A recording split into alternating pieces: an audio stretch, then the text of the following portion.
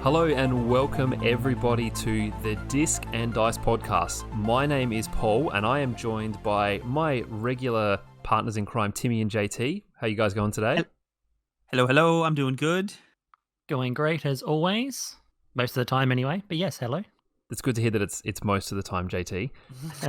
Yeah, I don't want to commit to 100%. You know, I don't give 10 out of 10s. That includes my own life. So For I'd say all three of us really like analyzing stuff. Like we have a podcast talking about games, and I know, Paul, you and I will, if we go to the movies together, we'll pick an early session so we can talk about it afterwards and just like pick it apart. So we're quite analytical, and so I don't know about you two, but just like what JT said, I can just so barely ever bring myself to give something a 5 out of 5 or a 10 out of 10. I'm always getting to like, it's like a 9.5, because like once you commit to that being perfect, you're like, where do you go?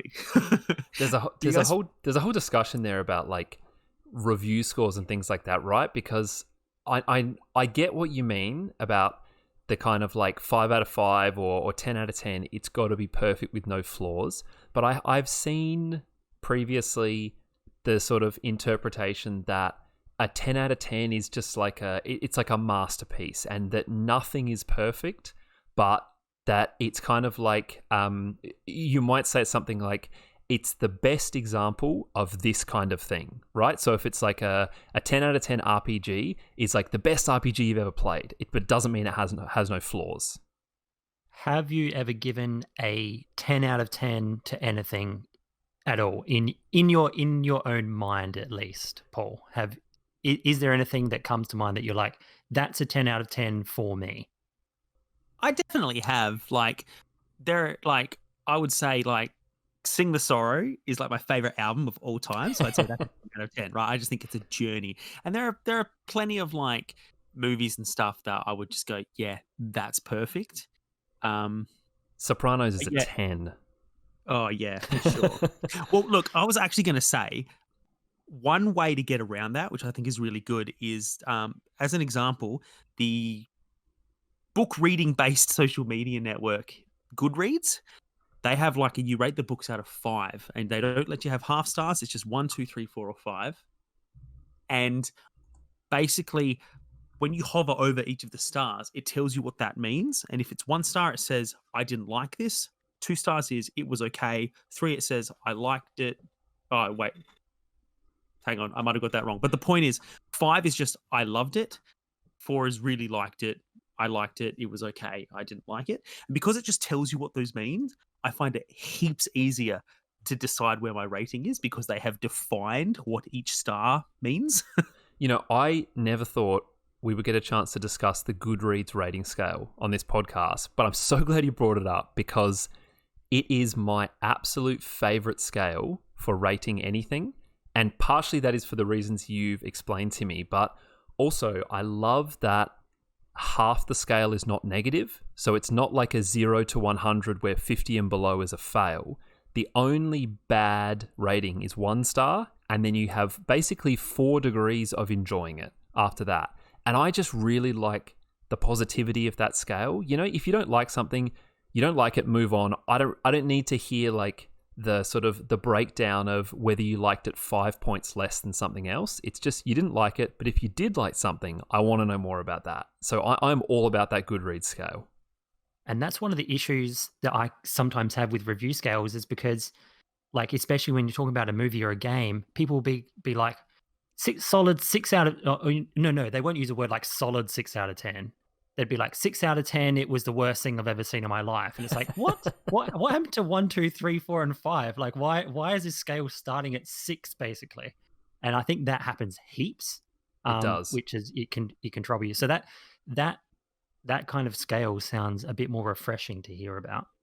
it's still an interpretation. You know, it's a 5-star scale, like Timmy said, with no half stars. All it is you just got to be aware of like what each one means, you know? So you could technically do it with like a 100-point scale, but like, you know, you're kind of right, JT. It's like as soon as people see anything below like 80, then they're just like, this game sucks. Yeah. I will say the only time the Goodreads system breaks down is because like I put all my comics I read in there as well. and it's really hard to decide where you want to give it the stars for when like you love the artwork but didn't like the story, because it feels like, all right, so do I just say it was okay, but like the art, that feels like 2 out of 5 stars is doing a disservice to how good the art was, or vice versa, like becomes tricky. JT, just circling back around really quickly, is there a 10 for you off the top of your head? I guess we've broadened this to like all media. I'm so biased when it comes to Half-Life. I just really love that game and I love that series. But for me, those are 10s, retrospective 10s, because obviously playing them now, I can see their flaws. Their graphics are like nowhere near as good as what you would expect something playing now is. But they are what I would call 10s for me. And look, another thing I think is pretty important to bring up when you're talking about maxing out any kind of scale. A 10 out of 10 doesn't necessarily have to be perfection. It just can also mean like a little bit like what the Goodreads scale is. I really loved this. There might be there might be some things in there that you didn't really like, but 10 out of 10, maxing out a scale, 5 out of 5, 10 out of 10, it's love. I think Half-Life is a really good example of the kind of like a 10, but it's not perfect in every way, because it's at least, at the time, it's like, it's so revolutionary and it kind of changes the genre and it changes gaming and all kinds of stuff. But like, is there nothing wrong with Half-Life? Like, of course not. Like every game has things wrong with it, but like, I think that's a pretty good example of that kind of 10. Maybe what a good way to put it is that my experience was a 10 out of 10. And I think experience is sort of like it's like a vector or a culmination of a bunch of smaller things, and some of those things might not be so great, but most of them were, and for all intents and purposes, it was a 10 in my experience. So that's what I guess, like I said before, maybe I don't give out 10s willy-nilly, but you can still give out a 10 and 10 and something not be perfect. So that's my take on that matter. I think it would be borderline impossible to find anything in any medium that is objectively perfect. Like how do you even measure that? Like half the time, the things that people like about classic songs or whatever are these stories behind like that little sound or the laugh you can hear in the background, like the imperfections that give it all this character and stuff. But the internet tells me that it knows what's objectively bad. Yeah, that's right. So anything below an 8 or a 7 is not worth my time. Well, yes, you see, but like the internet will also tell you those exact same things that are objectively bad are objectively perfect. See here, The Last Jedi. All right, we got to change. Let's not go there. We got to change track now. I didn't mention it at the start, and we've kind of gone off topic, but this is episode 40 for anyone who's kind of keeping count there. I guess like every 10 is a milestone in some way. So, give ourselves a small pat on the back for hitting episode 40. Hey, we might have to do something special for 50. That's what I was about to say. Like the other day when we recorded and I did the intro and said, this is episode 39.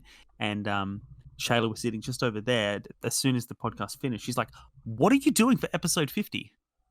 And I was like, oh yeah, we should probably, at least for us, like even if we don't do anything like on the episode, I don't know, we gotta do something, have a drink, clink glasses.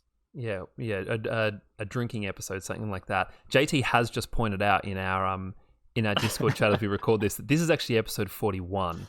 It's the imperfections that make things classics, right? That's what we just established. Yeah, this podcast is not a perfect 10. But we're all getting up there in age. We're in our 30s now, and this is one thing I've noticed is that the higher anything gets in age, the more likely you are to forget what age it is. So don't feel too bad about that, Paul. It's completely understandable. So tune in next week for episode 50.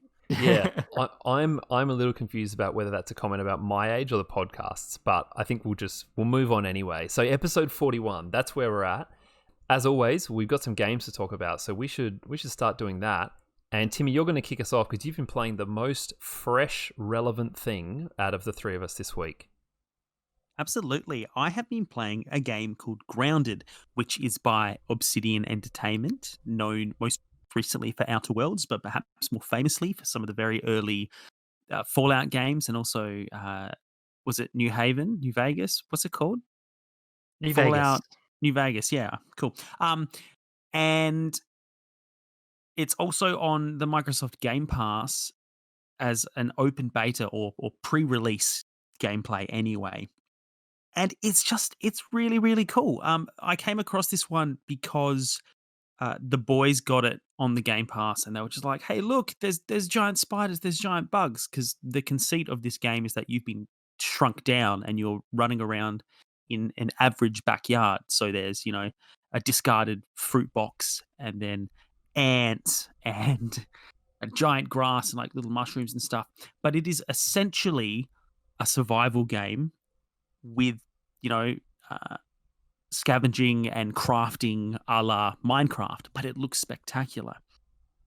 And yeah, like I said, it's pre-release, so it starts up and says, "Hey, thanks for joining the Grounded community. This game is not yet been released, and we're really keen to get your feedback and everything." And then it just kind of jumps you straight into it, which is very cool. Now, Paul, you mentioned when I said I was going to talk about this that this is really relevant and you're excited to talk about it because like you're seeing lots of buzz about it. But I haven't at all. I just saw it because the boys were playing it and then they got Shayla onto it because they were like, "Hey mum, look at this. Shayla's really into entomology and stuff and bugs and insects and stuff." So they were excited to show her.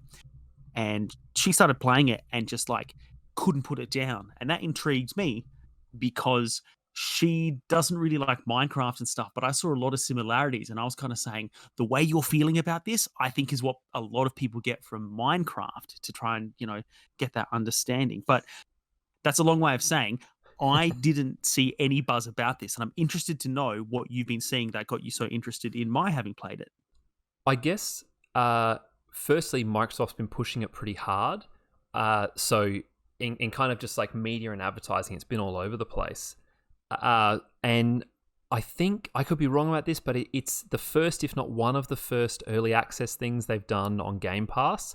So it's a little, we seem to talk about Game Pass every week, every episode at the moment, which probably says something about kind of how important that is going forward. But I feel like it's kind of a bit of a big deal for them to sort of step into the early access space because this is first party for them, made by Obsidian, who they purchased not that long ago. And I guess for me personally, the reason I'm interested is that Obsidian's track record is all RPGs that really catch my eye, and nothing about this game catches my eye. They made like you said, Fallout New Vegas and Outer Worlds recently, and all that kind of stuff, and what was it, Pillars of Eternity before that, the like old school RPG stuff.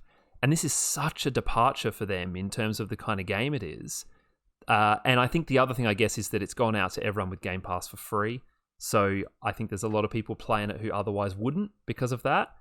So yeah, that's why I've been hearing a lot about it. And my interest kind of comes from like, what are Obsidian doing making this game? Because it seems so far from their normal sort of stuff. I think it's just a hallmark of a good developer in the end, isn't it? It's all well and good to have those skills that you funnel into like a good focus. Some developers, only do RTSs or only do this and that. But I think Obsidian have sort of put themselves forth as a pretty diverse. I guess you're not really saying that entirely, but it seems like they can do what they want, really. Right. They've kind of, before like maybe Pillars of Eternity and Outer Worlds, their reputation was kind of, they do the next game after someone else did a great game. So they did Knights of the Old Republic 2, they did Fallout New Vegas, which we mentioned before. It's like someone else would kind of do the big groundbreaking game, and then Obsidian were the people you went to kind of do your sequel and just kind of carry on with what had been done before. So it's interesting to see them branch out. That's definitely the case. But yeah, I guess I just found it surprising that basically that it wasn't an RPG. Well, that being said as well, sorry Tim, just quickly, that being said though, even though they're not it's not an RPG, and they have done RPGs traditionally. Pillars of Eternity is like a throwback to the old, isometric RPGs, and then you've got Outer Worlds, which is a bit more like Fallout, and then obviously they've done the Fallout series. Knights of the Old Republic is a different style again. So I think even though it's not an RPG, I'm in a way not surprised that they're doing this style of game and they can do it, because they've sort of sold themselves as being able to do a variety of different ways a game can be played. I guess I got to say I'm still really surprised. Like just the vibe of this game, it's like it's very like cartoonish. It's very kind of I don't know. I got to say, like, even with all that stuff, yeah, they've done a diversity of RPGs. I completely agree. I still think this feels like a game that is a vast departure from anything Right. they've done. Bit more jovial. Like the cynic, and this is probably not me because games take longer to make than people think.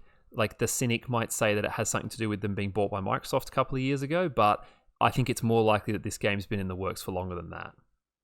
Yeah, I gotta jump in here and say, being the person that's played it, I really disagree with the observation that it's just like cartoony and I don't know. It almost sounded like I'm just we were talking about heading art towards. style. Yeah. Oh, but I mean, like, it's first person, right? So, like, when you look at the character designs from the menu, yeah, they kind of look kind of Disney a little bit in that they have like big eyes and they're like kids and stuff. But like that bugs are all super realistic looking. Like I think they've actually gone out of their way. Like it looks very clean and bold and colorful, but it doesn't look cartoony is absolutely not the word I would use to describe it at all. What I was surprised that it was Obsidian as well, only because I feel like it's come out very quickly after their last one. So it sounds like they've kind of got multiple teams going and stuff. And, historically they haven't absolutely pumped out games, right? But it's got such a big survival element to it that I could honestly see how a developer with a background in RPGs and kind of bigger scopes could end up doing something like this. Like I'll get into it in more detail later, but one of the things I have surprised myself by really enjoying in this game has been the base building and collecting resources to do that and the way that all works. And it struck me that it's not entirely dissimilar to the base building in the last Fallout game, which I know wasn't them, but because they have a stake in the history and the legacy of Fallout. I thought the comparison was warranted. But I suppose I'm getting ahead of myself here, jumping in to defend Grounded against not really, not really harsh criticisms. Shall I rewind a little bit and talk a bit about what the game is? Yeah, sure. I'm actually really curious because I've only seen some very very small gameplay vids of it, but I don't really have a great sense of what you do and what the game is about, other than that you're really really small. Yeah, so it kicks off and you choose one of four teenagers. And it's playing kind of like a very Stranger Things, like 80s synthwave kind of soundtrack. Like they've kind of gone for that vibe a little bit. Like I can't help but think of Stranger Things or maybe It Follows based on the music, which I like. I think it's a cool feel. And then once you've picked one of four teenagers, it just starts. You wake up and your character goes like, "Huh? Where am I? What's going on?" And you turn around and there's like a case with like a syringe there and a foam inlay with what looks like where you'd put like a figurine or whatever. So being that you're playing what game, your conceit is all right. I was shrunk down and put in this case, and now I'm in this backyard. But it doesn't really tell you how you got there or why, and you start wandering around. Your character kind of talks to themselves a little bit, depending on which character they are. Shayla's character didn't really say anything at all. Mine was kind of cracking wise from the get go. You notice like an ant, it doesn't really want anything to do with you. You're encouraged to try and find something to drink, some food. You eventually find like a little kind of, it looks like a science project setup of these little lasers pointing at each other, and one of them's blocked. So you go off to unblock the laser and see what happens. And it's just kind of rolling you from those kind of little objectives, kind of teaching you about making sure you stay hydrated and fed, and because that keeps you healthy. And all the while you're kind of working out what's going on. It's the level design is quite small. Like we said at the start, this is pre-release, and there's actually not a lot to it at the moment in terms of level size or story content. I finished the story content in under an hour, and it just suddenly went, that's the end of story content, but there's still lots to do, which is disappointing because I was really enjoying the story stuff. But the level is also quite small itself. It takes you a while to get around because you are tiny, but you get a feel for your surroundings pretty much straight away. I wanted to ask about the early access stuff, and you kind of brought it up there, because I'm kind of interested, like you've sort of almost answered there anyway, like how much is in there. So you say like the story content kind of, there's not a whole lot of it, like you finished that already. I guess the stuff I've seen about this game is being pitched as the kind of the open survival game. So, it's something that you can continually play. Like, do you get a sense of that from what is there, even if the story content is not fully fleshed out? Are those kind of systems in place to kind of go through that survival loop sort of consistently? Yeah, absolutely. Like, I have kept playing and done lots of different stuff, and am very much motivated to continue playing it, despite the fact that the story stuff wrapped up very quickly. And you, knowing me, would understand that that's pretty massive. I'm very much driven by narrative, and so the fact that I want to keep playing this says something. The story, in finger quotes, I feel like is just going to be explaining why you were there, who is responsible for this shrinking technology, and why they've shrunk you and what they expect you to do. That seemed to be kind of what was going on. After I fixed that first laser thing, I kind of got access to a lab. I'm not too worried about spoilers here because it is honestly so short and it doesn't really answer anything. It's just I'm talking about a few objectives here, so I'm just going to go all out. But once I found that lab, there was a little robot in it that kind of said, "Oh, you must have been put down here by something or other." I can't remember if he says like the creators or scientists or something like that. And that's immediately before it says, and that's the end of the story content. It says to check back, and they're going to be doing updates all the time, but there's really not much to that at the time. And I actually turned it off after that happened. I kind of was a bit disheartened. I was like, okay, well, I'm really looking forward to that. So I guess I'll definitely go back when they release it, But as soon as I turned it off, I put on Forza Horizon because I thought, I'll give that a crack and I can talk about that this episode. I just kept going, but I did get that recipe for that really cool looking leaf-based armor. I did catch that aphid before though, and I know I could use the aphid hide to make slippers. I wonder if that would let me sneak past other things. And I just it was churning over in my mind. And so I went back to it almost straight away, and have just been playing it ever since. I wanted to ask about bases, which you mentioned before, if that's all right. I was kind of curious about what the purpose of them was, because I wanted to know if they are bases which the spiders and insects that you mentioned before, whether they kind of come and attack. So do they try and destroy your bases, or is it like base building, kind of just being able to build a house for yourself or storage and things like that? Maybe more like Minecraft. What's the purpose of the bases? So essentially you're dropped into this backyard, and so there's all manner of creepy crawlies. There are different breeds of ants or species of ants. There are different kinds of spiders. There are mites. There are gnats. There's all sorts of different things. And just like in a real backyard, some of them are fussed about you. Some of them are going to attack you as soon as they see you. And some of them will just fight back if they feel threatened by you. And so, for example, the spiders are just going to go straight for you. You are food. You're small enough for them to eat. So if a spider sees you, you're running. And you can't beat them. The ants, most of them aren't too fussed by you. They will swarm you if you attack one of them, though. The mites are going to jump at you, rah, rah, rah.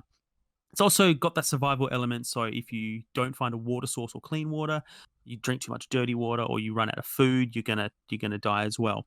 And when you die, you go back to the cave where you start.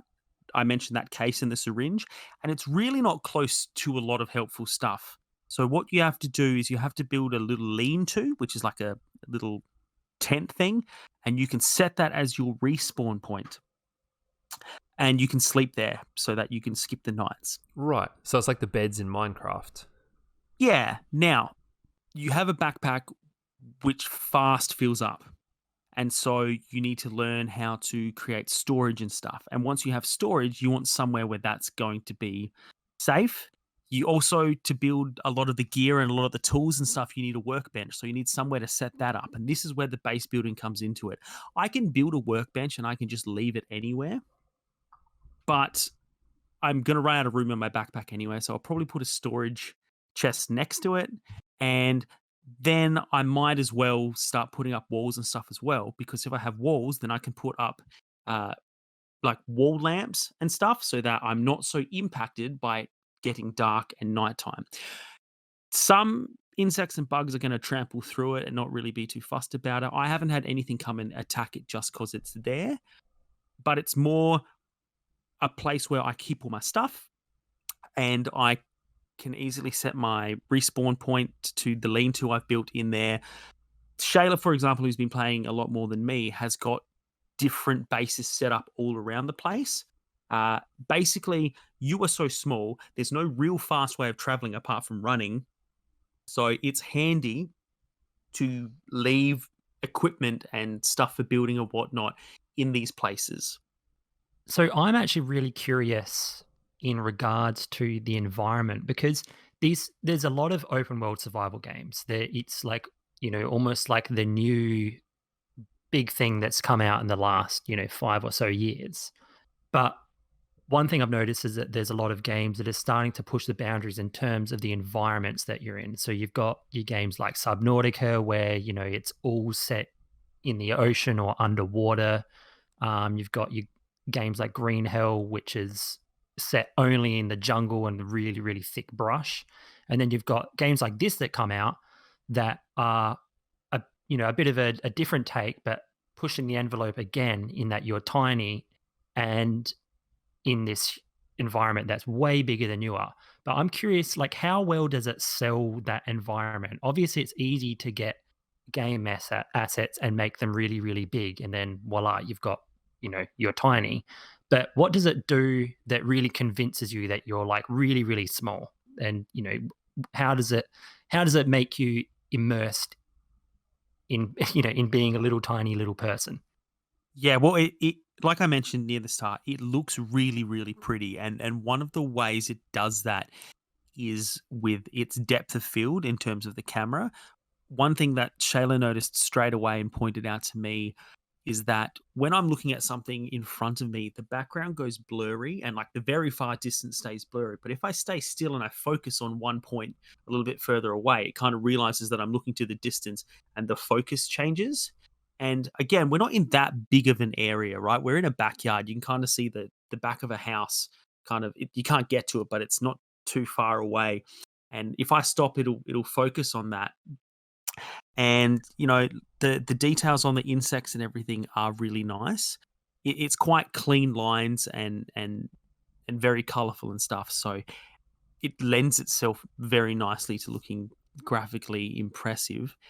And now that you've asked me the question, I suppose I haven't stopped and really thought hard about how does it convince me that I am quite small, outside of the fact that the grass is massive. like I've come across an acorn and it's the size of a van kind of thing, everything is scaled really nicely. They haven't just gone make everything massive so it's scary. Like it all makes sense. Yeah, that's one of the things that I couldn't really get a sense of on the gameplay video is, how much effort have they gone into to look at like, or what does a blade of grass look like when you're really, really little? Like, if it was the size of your house or whatever, what details would you see in it? And you don't really get much of that from the gameplay video. So I guess that's why I asked it. I did notice though the depth of field was a nice touch that I did see. You know, all the stuff on the distance. I guess it would be kind of realistic in that you wouldn't be able to focus on stuff really well if it's like massive and really far away, and you've got these tiny little eyes that can only take in so much light. So I guess that was a nice detail that I did see. But yeah, that's good to know that it does still have that convincing environment. Something I've seen in some of the gameplay I've watched of this, which is kind of to what you were asking, JT, is one of the ways you get water is you can kind of shake or hit the leaves, and then the drops of dew will fall onto the ground and you can collect them. So I thought that was a really cool use of, like you say, the kind of the oversized environment, and using the fact that they would have drops of dew on them that otherwise would be inconsequential, but to you as a tiny little miniature person down there, that's a source of water. That was a cool one, I thought. That's maybe one thing that in the future, I'm not sure if it's in the game now. I don't think it is from what I could see. But you know, like things like water droplets being a hazard because of the surface tension. You know, you'd get the water sucked to you, like because you're so small. But you know, that's obviously you can probably pull so many details like that out of there. But yeah. Yeah, that's getting to be like a sim game. Tiny Simulator 2020. And that's just reminded me of one thing I wanted to mention. There's a lot of like little touches, like stuff like the water droplets there, that I think they've done a very good job of making it feel realistic without necessarily drawing lots of attention to it. For example, you're going to find more of those drops of dew on the ends of blades of grass and stuff in the morning because it's been cold and everything's heating up again. So in the morning is a good time to go out and get a big drink of water. You can build items to catch dew. So if you found a spot that is always dropping something, you're going to be able to pop something there to catch it and then go and empty it out in the morning when it's caught a whole lot. For example, I built my base right next to this area that has a big juice box on its side with a straw, and it's constantly just dropping stuff out. And because it's juice and I'm so tiny, the sugar content allows that to count as both food and water, which is really handy. Other things are just little touches, like you're gonna find mushrooms, which is the primary source of food before you get to being able to cook and stuff. Mushrooms are basically always growing in nice shady areas and stuff like that. And there's no point in the game where it says, go and look for mushrooms in shady areas because that's where fungus grows. It's just like, that's how it is. And you happen to be there. So little touches like that I thought were really cool. Something else I wanted to ask about, jumping off something you said before, was about the nights, about what kind of specifically happens at night. Because you said, you know, you sort of you want to set up that bed so you can skip the nights, or you need to build things so that you can kind of not suffer various things at night. Like, what is, like, the Minecraft thing obviously is just monsters spawn at night and they come out. Is that the difference, that you kind of get more monster activity or insect and bug activity in this case? I haven't seen much more insect activity, but I also haven't really spend a lot of time doing stuff at night because the main problem is it's just really dark. Yeah, okay. And I can make torches, but you know, torches aren't like in Minecraft when they just last forever. Like, my torch will run out eventually and I have to craft a new one. And like I said, I've got like limited space in my backpack, so I don't want to keep carrying enough stuff to just keep building torches and taking up that space. So yeah, it's hard to see. And so I have always immediately gone to sleep once it gets dark. Maybe now I'm going to have to stay up a little bit and see if there are bugs and species that I haven't seen yet, because I have been, you know, hiding out. But I would imagine, being that your main enemies are insects, the big difference would be that I'm going to just attract more attention to myself if I'm running around with the only light source in the middle of the night. Hey, Timmy, did you notice in the game, this is something that I've just read about, but there's a, you know, how traditionally like a violent game has like a no gore option, or there's like a no nudity thing or something. This game has a like an arachnophobic friendly option where it's got like different. It's got basically got a slider depending on how realistic you want the spiders to be. Have you noticed Oh, that? wow. Yeah, No, so I I think haven't. like full blown is obviously like it's just a spider, and then I think like every notch you go down, it removes some of the legs, so it looks less like a spider. And I think the last one, it's just like a block or something, just moving Okay. around. I can't remember, but I thought that was I like, is that necessary? Absolutely not. But I love that kind of funny detail that they've sort of added into the game. I think it's cool. I guess if it's going to be a barrier to people playing, that makes sense, right? Like the spiders so far are the scariest part of the game for me. Like because there's nothing I can do about them. I just have to run, and they're a lot quicker than me. So if I'm in somewhere that's pretty open, I'm pretty much done.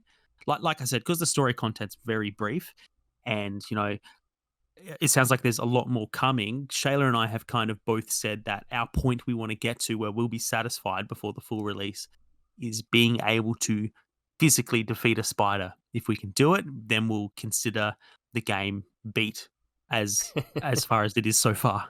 I have this theory that the bigger a spider gets, the less scary it becomes.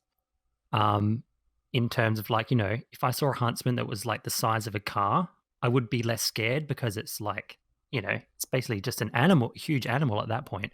But I feel like this game can very easily challenge that theory. So I'll have to check it out for myself. I think if you were to see a huntsman the size of a car that was also bolting towards you, you'd feel differently, JT. Yeah, I don't agree with that theory. Hey, I had a question that's a little bit related to the spiders, actually. Some of the gameplay footage I watched as well is like underground, so they kind of got their torches out and things like that, and there's spiders underground. Have you done much of that? Like, I wanted to kind of ask how extensive the underground stuff is. I've only found a couple of tunnels, and at the end of one of those tunnels, there was an area that was kind of covered off. And when I was there, I didn't yet have the tools to break through what was blocking it. So I haven't done a lot in there. I defeated a bunch of mites early on because they were messing with some stuff that I needed to fix. And that's about it. I should mention one thing I do need to tell you is, how in Minecraft, you just kind of, back in the day, you had to look up how to build stuff and you've got your recipe book and whatnot. In this, around the place, there are these machines called analyzers, because it looks like some scientist has shrunk himself down first and gone ahead of you. And they've kind of left these little tents around the place. And what you do is when you defeat a bug, or you chop down a blade of grass, or you pick up plant fibers, or you collect some sap, you go to the analyzer, you pop it into that, and it tells you, hey, you could use this to build this. So it's in retrieving resources and taking them back to these points that you learn what else you can make. So, for example, I've learned how to make an axe and a hammer and a spear and some of the gear I'm wearing and how to build a workbench and whatnot. But I can only cut down kind of blades of grass and dandelions. I need to learn how to make a tougher axe before I can chop down weeds.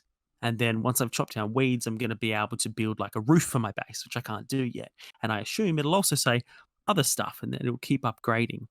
And so that's where the continued gameplay while the story has now finished is coming from. And I assume once I've got a strong enough hammer or bashing tool, I'll be able to break through it looked like wood to me that was blocking the further underground stuff. That's a cool system, because I guess the traditional way that often works, I'm thinking of I think this is Minecraft, although I haven't used the in-game recipes as much in that, but especially something like Subnautica, that you often get a recipe and it tells you you need this item, but you don't have the item yet. I kind of like that this is flipping that a bit. Like you say, where you find the item first, or the resources, and then it tells you can use the resources for this, rather than sort of knowing that the other resource is out there. You just got to find where it is. It seems a bit more organic, actually. Yeah, instead of stumbling across recipes scattered around the place, like people have just been writing down how to make every possible thing you could want to make and then scouring for those things.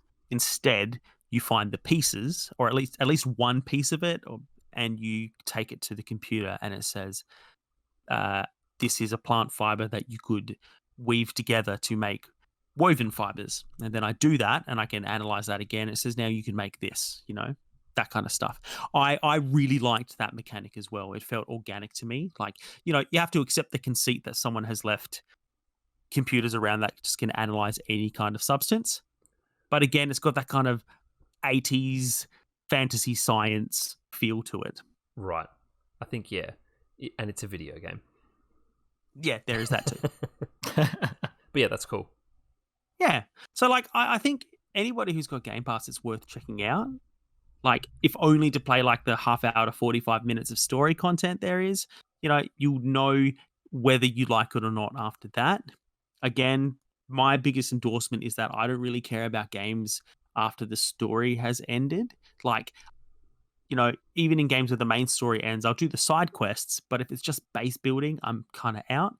But I can't get enough of building my base, and I'm just like running around trying to find out how to get a new axe so I can do it. And if you know me, you know that that's big. So give this one a look in. Yeah, that does mean a lot coming from you. That that it holds you beyond the story.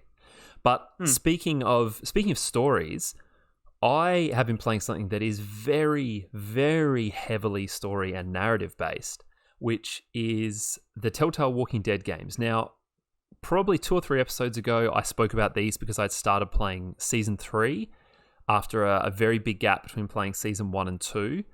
And I have now finished off Season 3 and Season 4, which is the final season of this game. So I've finished all of the Walking Dead Telltale games. And I guess I'll start with sort of my brief thoughts on Season 3, which is called A New Frontier, before I move on to Season 4. So I talked a little bit about it on the previous episode. I was kind of enjoying it at the time. It was doing some things well. The production values had kind of gone up a little notch. By the end of Season 3, though, I had kind of cooled on this one a little bit. I felt like it lost its way a little bit in terms of it has you play as a character that is not Clementine. And so for anyone who's played the first two... Yeah, for anyone who's played the first 2 Walking Dead games, that is quite meaningful. She is in the game as kind of a non-playable character who interacts with you, but you play as a guy called Javier, who is a totally new character who they introduce. And by the end of it, it's not a bad story that it tells, but it did really feel like they were trying to, I guess you say, like, have their cake and eat it too, in introducing a new character, but still keeping the Clementine story going. And sometimes it works, but sometimes it also kind of doesn't. And it ends up, by the end, I kind of felt like, especially considering what happens in the final season, which I'll get to in a little bit, they should have just gone with Clementine. That's really kind of the thread of continuity that is going through this series. See, now that's interesting that you say, like, it was by the end of it, you kind of cooled off on it, because I know a lot of people, after like the first episode or so, when they realized they weren't playing as Clem, was straight off of it. So it's not great to hear that you, who didn't necessarily like write off it after realizing that you weren't going to play as Clem, played through to the end and felt that it only got worse.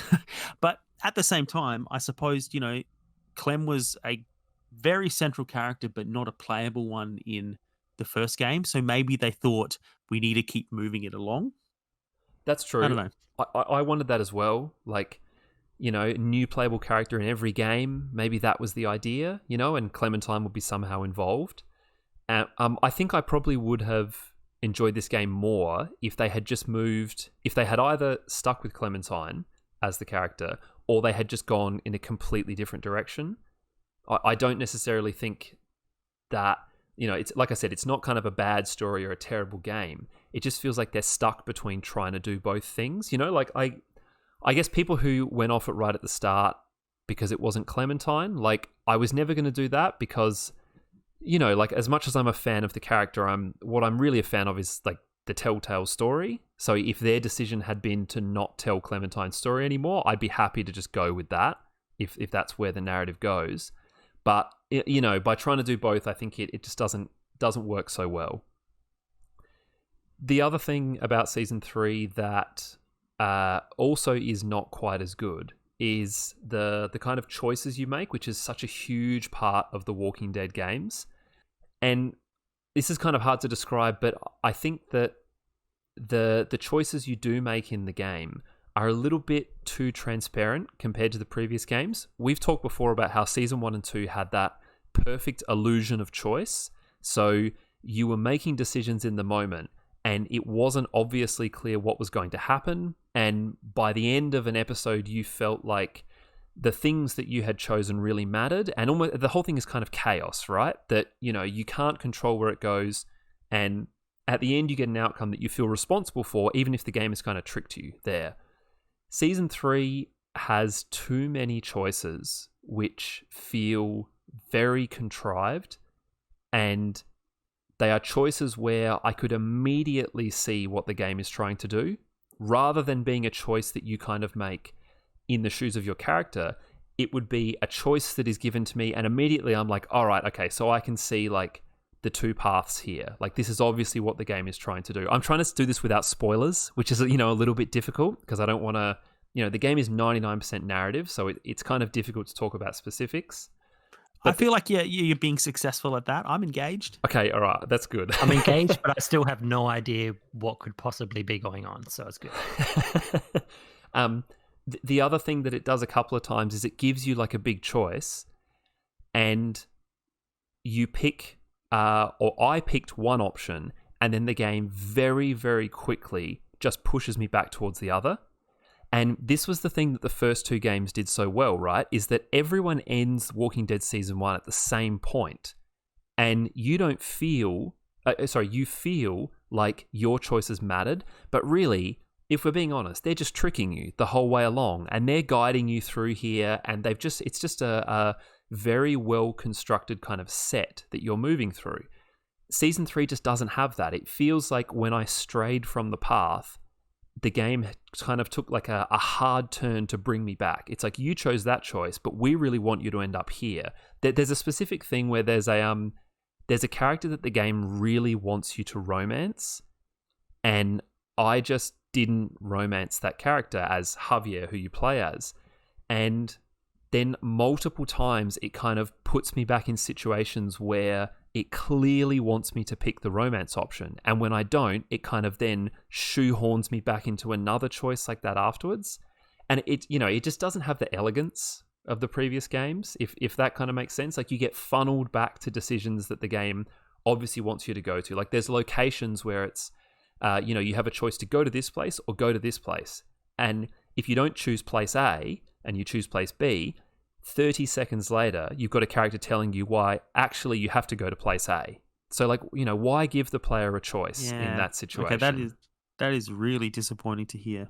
Yeah. Like I kind of said at the start, it's not a bad game or anything like that. But yeah, it's just kind of messy. It's almost weird. This is the kind of thing I'd expect if, this was made by a different development team or something like that. But I don't think it was. One thing it does do well, though, how at the end of the episodes, it gives you those like summaries of your choices. You know how it says like 40% of people also decided to kill this character and things like that? Yeah. Highlight of the game. Yeah. It's a really cool bit. Well, it does that at the end of every episode. But then at the end of the actual season, it gives you like a summary of your relationship with each character in the game. So it will come up and say, you left blah, blah, blah feeling rejected. And it will give you like 4 or 5 things you did throughout the entire season that have kind of added together to make this character feel that way. And I thought that was really cool because it kind of took your choices from being isolated things to feeling like they had a significant impact on your relationships throughout the season. So, and it's also like you see that popping up throughout the game. It says character X will remember that. Right. And you go, wait, why will they remember that? Like, I thought I was being supportive. Just what have I said? I like that. That's cool. Like, because that's realistic. I always really liked that. And I felt affected by the relationships and when those kinds of things happen. So I like that there's kind of statistics at the end for that. Yeah. It's nice that it collates that. It's cool. But I want to move on from season 3 because season 4 is the more interesting thing to talk about. So, season 3, not a bad game, but not as good as the first 2. Is this the final season? This is the final season, yeah. So this is the very last one. It's the one that was but it was very much in the news because Telltale collapsed halfway through the production of this season. I did read a little bit about it that this was planned as the final season and the narrative was set well before that. So it's not the final season because the studio collapsed. It was always meant to be. So Season 4 is like a return to form. It has you playing as Clementine right from the start. Like, she is the playable character. You are in charge of her, and you kind of have another character who is with you the whole time, who you sort of have responsibility for. And the first thing I would say is, in terms of the story, it basically ignores everything that happened in season 3. So I don't think this is really a spoiler to say, but it doesn't revisit any of the plot points or any of the characters that are introduced in season 3, to the point where, for someone like you, Timmy, who has played season 1 and 2, I think you can just skip 3 because it just adds nothing. And the place where Clementine begins season 4 is really just unrelated to what happens to her in season 3. Okay. So you don't even get anything from Clementine, really? Like, if we're gonna look at the Telltale Walking Dead series, it's a series about Clementine, is what you're trying to say. I think everyone can probably agree on that as well. But season 3 really has that. There's no nuances. There's no things that happen that are important that we should be taking on board. Can you really just disregard it? There is one plot point regarding Clementine which is important in season 3, but it's you could just be told that plot point and then go to season 4. Right. It's that. It really is. It disregards season 3 that much. Wow. But that's not necessarily a bad thing, because I loved season 4. I think it was, this is a difficult one. I think probably in every kind of objective measure, I think it's the best season of all of them. Wow. There's obviously... Oh my goodness. There's a nostalgia to season 1 that is difficult to top. It's like, that's the subjective side that season 4 can never overcome, is that, it's the 4th of the seasons. But this game looks so much better than season 3. Like, it is a significant graphical jump in terms of like lighting and textures. You have like some pieces of clothing have like very small, like kind of like distinct animations as they flutter in the wind and things like that. The animations in general are such a big improvement over the previous seasons. The cinematography of the game is, again, it's just a total step up. There are some really, really excellent moments in terms of like camera angles and presentation and setting and things like that really capture like kind of the horror vibe in some instances that Walking Dead does really well. It really, in terms of just like the slickness of the presentation, it's on a new level.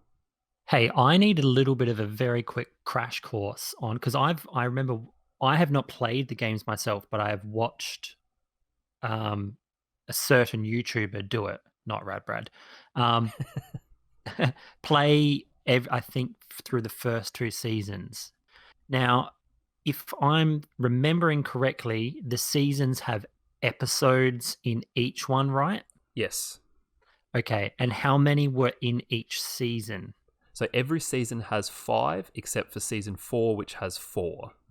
Okay, and without being too spoilerific, we had another character apart from Clementine, who was the main character in season 1. Was he only in season 1, or was that season 2 as well that he was in, or was he only in the first episode? I'm just trying to, because it's been so long since I watched it. So you I don't want to spoil things. So what I would say is you play as a character called Lee in season 1. In season 2, you play as Clementine, and like the fate of the other characters is based on your choices in those That's right. games. And I just couldn't remember if I was thinking of Lee being all the way through season 1, or if it was because it's been so long since I did watch them. But yeah, these season 4 sounds quite impressive, and I'm sort of glad to hear that they've sort of updated the graphics as well, even though it may not necessarily need it because it's obviously stylized. But yeah, like I didn't think it did, but then playing season 4, it's so much better, and it's still very stylized, and I think it actually captures because I guess the stylized style of these has always been meant to be like a comic book. It's meant to be as if it was drawn, like they have sketch marks on them and things like that. Season 4 captures that in an even better way because of the improved production values. So yeah, it also has a really nice intro sequence that, each episode kind of has like a cold open type thing, and then it plays the intro sequence, and I get total True Detective vibes. Like their choice of music and the way they handle like the colors and the animation in the intro, like it's definitely True Detective inspired, which I very much appreciate. Without creating too much conjecture here, what do you reckon happened with season 3? What's your thoughts on that, or have you actually looked into it to see what the deal is? Like why was it such a letdown in comparison to the rest of the other seasons? To be honest, I'm not sure. I don't know the answers to that. Like from playing it, I think they tried to take things in a different direction, and it just didn't work.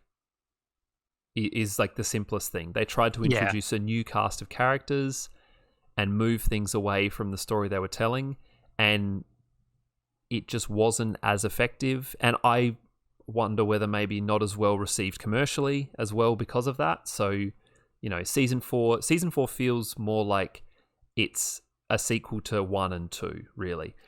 Well, yeah, like you said, the return to form, it's almost a dead giveaway that they probably picked up on that something wasn't right with their last release. So yeah.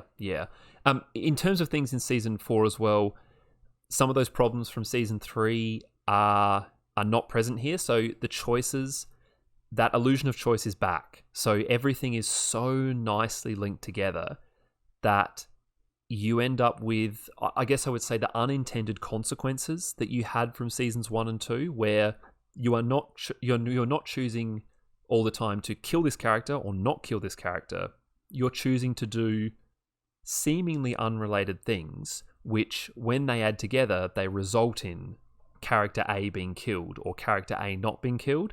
And there were a number of points throughout the game where something happened, and as soon as it happened, I was immediately aware, like, that is because of the things I have done in the past, but not because of an A or B choice that was 30 seconds before, in a really nice way. So they kind of they've got like the choice and consequence system back on track here, and it's not so transparent as season 3, which is great because this is like the main mechanic in the game. I guess the other thing that I wanted to mention relatively briefly is just the gameplay. So obviously the presentation is a big jump up from the previous seasons. The gameplay kind of is as well. Like everything's a bit smoother, it's a bit more polished. There are more open areas to walk around. So the Walking Dead always has been quite linear, but you would sort of semi-regularly have those open spaces you could move through and, talk to a couple of people, interact with a couple of items. You have way more of those in season 4 and way more things to interact with. So it feels like it's less on rails, even though narratively the game is just as linear as any of the previous ones. So that's really nice. There's kind of like, I felt like I was playing the game more than previous ones. The previous ones, you can sometimes feel like you're watching a movie and you're reacting to QuickTime events, basically, as you play through it. This one definitely has more interaction from the player in sort of throughout the whole thing, throughout all 4 episodes, which is really cool. So when you say it's got that openness now, and there's more things to interact with, I'm assuming from the follow-up comment that if you choose not to interact with some things, that it's not going to affect the story or gameplay further down the track. Is that safe to say? No, some things still do. So you might be given, like to give sort of the setting for this game. Again, not to spoil anything that you don't find out in the first half hour, but basically the setting for this is a group of kids, which I actually quite liked as well. Previously, it's always been sort of adults that you're dealing with, and the dynamic has always been kind of Clem with adults. You know, children and adults has been the kind of conflict. This one is you are with a group who are all children, and that's something kind of nice and novel that it hadn't done before. So you have a lot of situations where you're somewhere with the group and there's a main thing you have to achieve. So say you have to talk to this person, but it'll give you an open area and you can go and talk to every single member of the group if you want to. And when you talk to them, you'll get choices of things to say to them, and those will all add to the relationships mechanic that I mentioned from season 3. So at the end of each episode in season 4, it will tell you what is your relationship with each character in the group. And those are based on the things that you have said to them in those little sequences, or when you have sort of gameplay moments with them. And then those relationships will affect bigger things later on. So if you sort of constantly piss a character off and do bad things to them over and over and over again, then later on, when there's sort of a big moment with them, that may have already been determined by how you've treated that character. Right. Now, without getting into spoilers, which this is going to be hard to answer without spoilers, I think. Obviously, we're in agreement that season 1 and season 2 are both really good. And in particular, the end of both of those seasons are particularly heart-wrenching. So the end of the whole thing, you know, there's going to be some expectations, you know. Right. And I guess the best way to answer this without any spoilers is just to ask, did you find the ending satisfying? That's a good way to put it. I did. I thought in general the ending was very good. I think the first and last episodes in particular are excellent in this season. In terms of the ending, I was kind of thinking about how do I discuss this without spoilers. I would say that I don't agree with everything they did in the ending. You know, I don't know what I expected, but after I finished the game, I did sort of have a look online to see like, oh, you know, what do people think about the ending? And surprise, surprise, there are outraged people on the internet about the ending of the video game. Who could have predicted it? I know. But outrage on the internet? What is this internet thing I keep hearing about? Is this the same internet that you and I use? I think it is. Hey, Timmy, just wait till you finish Last of Us 2. So, you know, like I've tried to approach the ending in a kind of different way. I guess I've tried to sort of approach endings to narratives in general a bit more openly, sort of over the last couple of years maybe. So I don't agree with everything that they did in the end of this game. So I guess I could say like, you know, oh, I wish, you know, I didn't like the ending because I wish this thing didn't happen to this character. But I'm just trying to respect the story that they're telling, if you know what I mean. So they had an ending they obviously wanted. They went with that. In general, I think they executed it well. I don't think the ending is poorly done, even if it's maybe not the ending that I most preferred. But in general, yeah, I think it's solid. I think the ending is like, I think they nail the landing. Good for them. Yeah. Well, you know what? Like, you succeeded at winning the mission. You did not spoil the end of that. I feel like I got nothing from your answer though, because I love because it. That's the thing now, Jim. For those playing along at home, JT would always say we succeeded at winning the mission whenever we did anything we set out to do, whether it was microwaving last night's dinner or having a good night out on the town, whatever it is, we succeeded at winning the mission. To be fair, now I usually use it for like someone gets engaged or they have a child. I'm like, you succeeded at winning the mission, but this is all a throwback to your comment at the start about how old we're getting. Hey, yeah, that's true. Sorry for interrupting, Timmy. I'll let you go ahead. No, I was just saying Paul's done really well at not spoiling anything there because I got nothing from that answer. It was pretty much like they definitely ended the game, and some people hated it, and I didn't hate it, but it was okay.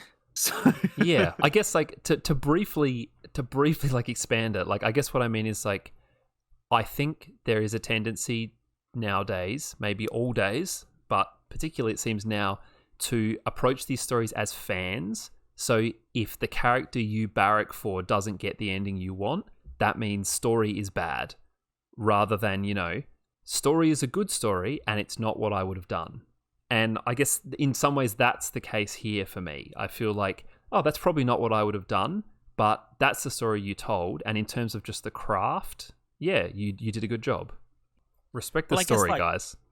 Yeah, that's all you can ask from a storyteller. Hey, yeah, that it feels natural and in keeping with the characters in the world they've created. If it's done well, don't knock it. Well, look, you know what? Like, you've definitely inspired me to play that last season because they're all on the Microsoft Game Pass. Oh, proud really? sponsor of Disc and Dice podcast. No, but yeah, they're all on there, including the Michonne games. And so I've been like going, oh, maybe I should. And if I can skip 3, which again, I have rarely heard good things about. And I've played 1 and 2 like a whole bunch of times. I've played it on the original Xbox, then on the PlayStation so that I could continue on. And now I've got this, which would save me having to buy 3 and 4 on the PlayStation again. So no brainer. Well, hey, if you decide to do it, I can just like tell you the plot point you need to know from season 3 because there's literally one. All right, I'll get onto you about that away from prying ears.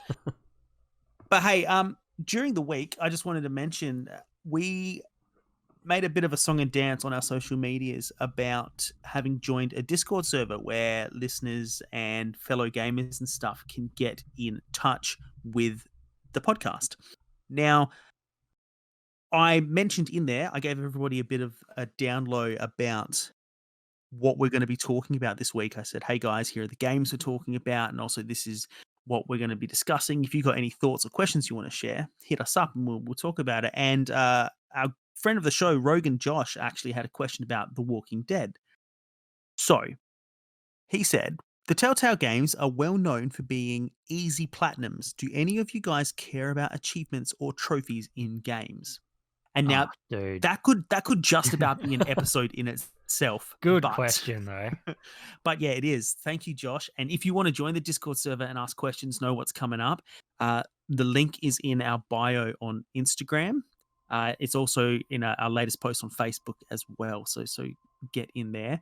But look, we could do a whole episode about that question, but I think talking about it specifically for The Walking Dead is a good one because they're about the only games that I think I've tried to platinum. And wow, okay, that's my answer to the question. I generally don't care because I'm not going to go out of my way and spend extra hours just doing little things or trying to do crazy things or get these like hard to do stuff. I don't really care. But because I could see while I was playing on each episode or on each game, I could see that I've got 6 out of 8 and I only need to get these 2 more.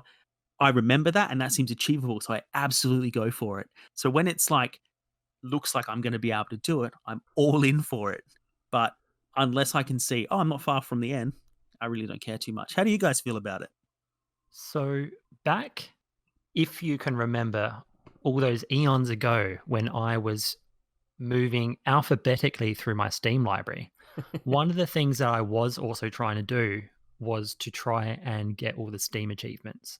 Now, some of the games that I was playing were very easy to do. So in Steam, it actually tells you when you've got them all, it gives you a mark in your profile and it says so-and-so's, so whatever my profile is, has, I can't remember the name, but it gives you a little emblem for when you do all the achievements in the game. I have done 2 in my profile, and that just sort of shows just how hard it is to get Steam achievements. It might be a bit different with Xbox and PlayStation because I know that it's not necessarily tailored entirely to a game, but more so the platform it's on as well.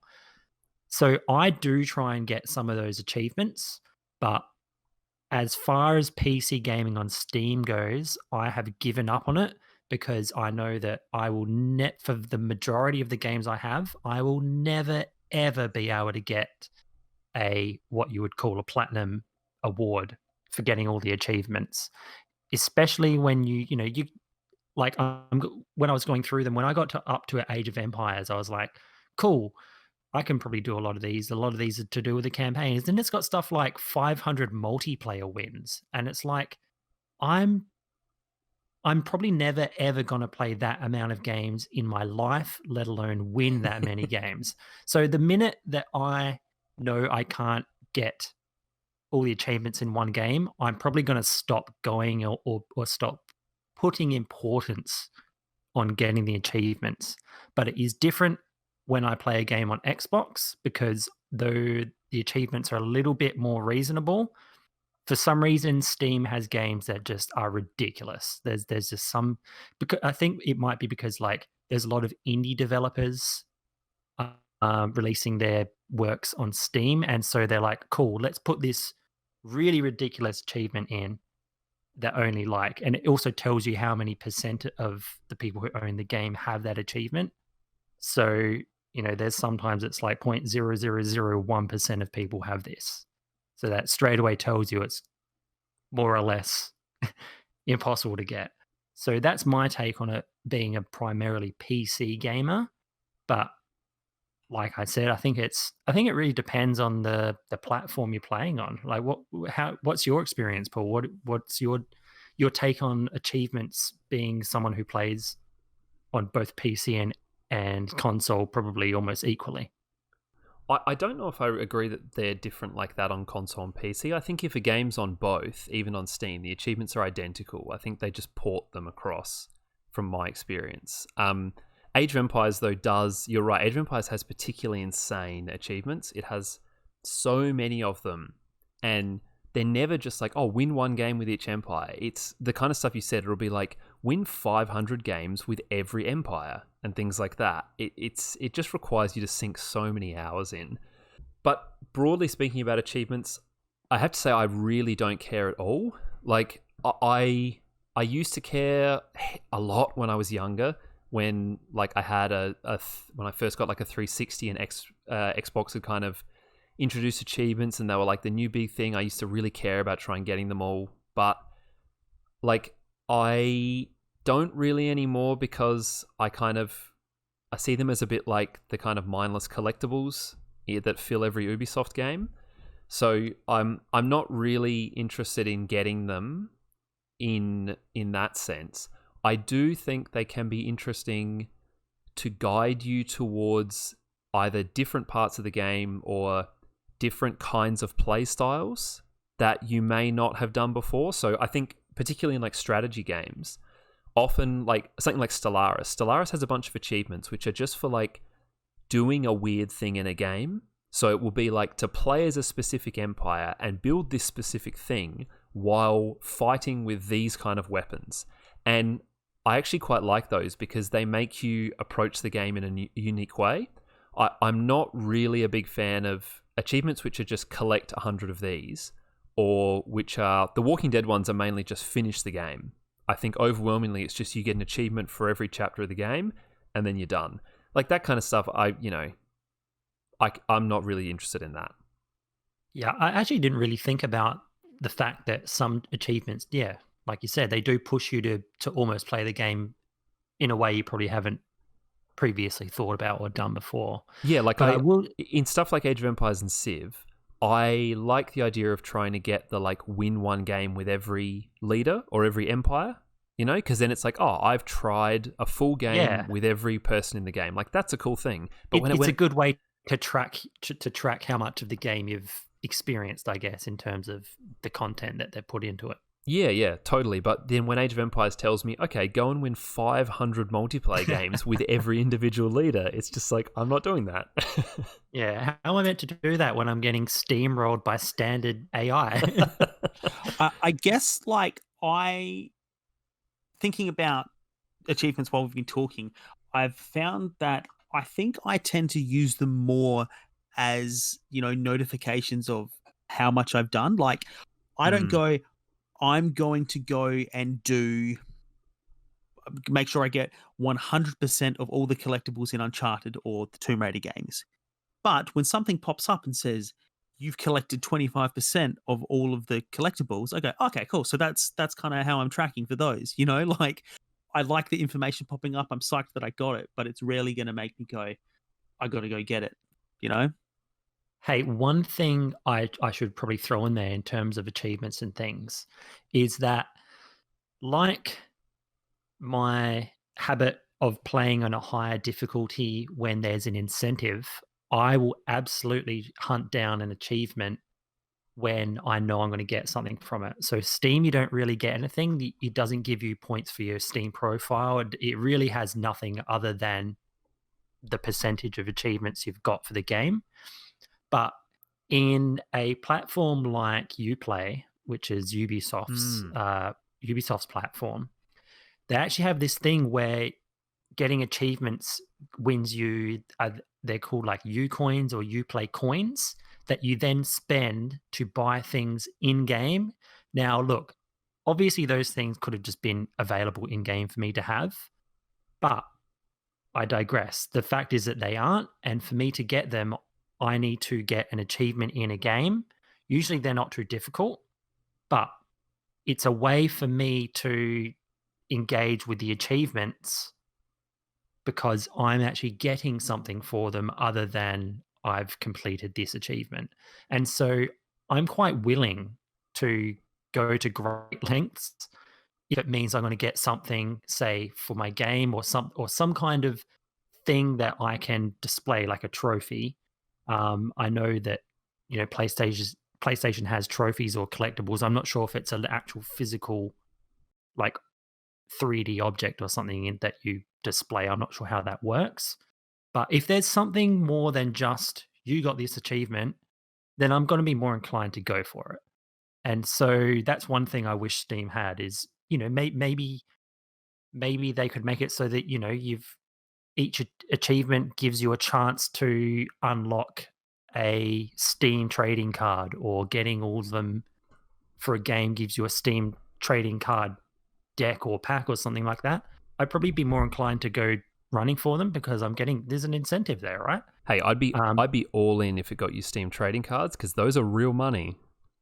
Yeah, I know, right? And I think that would be a cool thing to do. Surely that's something they've thought about, right? I think, getting something from an achievement, that makes sense.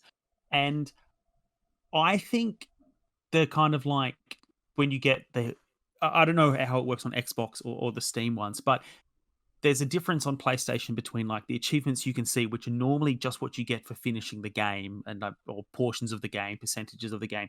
Then there's hidden achievements, and they're normally like uncommon things that like you might not do unless you're stuffing around and stuff like that. And those are the ones that I think are fun. I think like that's kind of what achievements started out as, and now it's just like Paul said, you get one each time you finish an episode on The Walking Dead, and like that's not the only game that does it. And I think that kind of takes the fun out of a lot of the achievements. Like they've tried to gamify everything, but it's just I'm not doing anything, and so yeah. It's funny you say that in terms of gamifying because Microsoft Edge, which is their new Internet Explorer, now has achievements for just browsing. So I think it's funny that they've put that in there because it's so relevant to what you just said. Yeah, I really agree with what you said, Timmy. I think when it gets to the point where people are playing games because like they know they'll get a lot of achievements, and it will kind of boost their imaginary score in that sense. Like, what is it, your gamer score on Xbox or whatever? Yeah. Like, I feel like we've crossed the line there.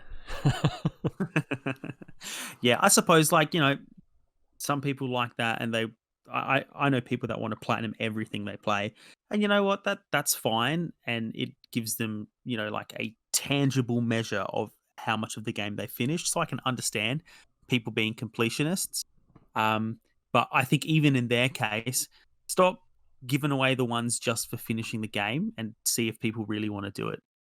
But hey, there you go. Thank you very much, Josh, for that question. That was great. Hopefully, we see a bit more come through the Discord server. If you want to know what's coming in upcoming episodes so that you can contribute to the conversation, the Raptor Mountain is the name of our Discord server, and you can find the links on our socials. So jump on in and have a chat with us. Right now, we are going to take a break, and then it is time for this episode's discussion topic.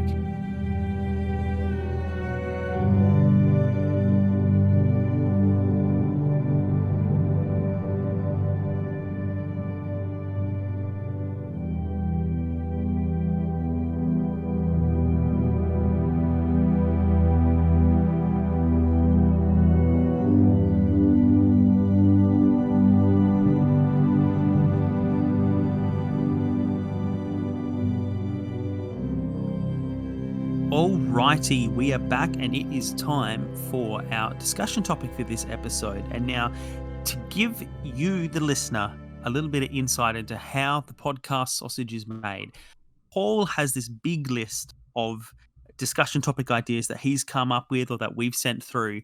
And every now and again, when we feel like we're not going to have enough games to talk about, we pick one from the list. And this week, we just picked one called simply Favorite Characters.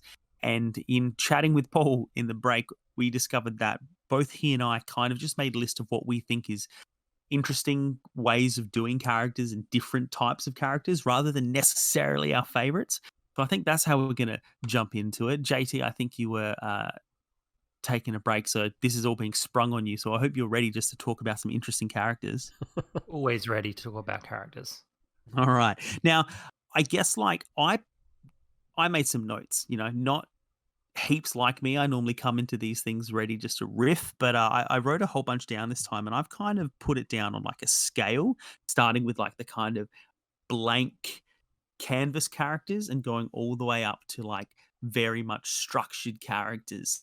So do you want to start there, guys, or does someone have somewhere else they feel would be a good spot to kick off? Why don't you start us on your blank slate ones, Timmy? Because I'm kind of interested to hear how you took that archetype. Okay, so when I first thought about it, I was thinking about something like Skyrim, when like they just go, look however you want, give yourself whatever name. The only thing that must be done is that you start off like as like a prisoner normally, and that you are the Dragonborn or whatever it's called.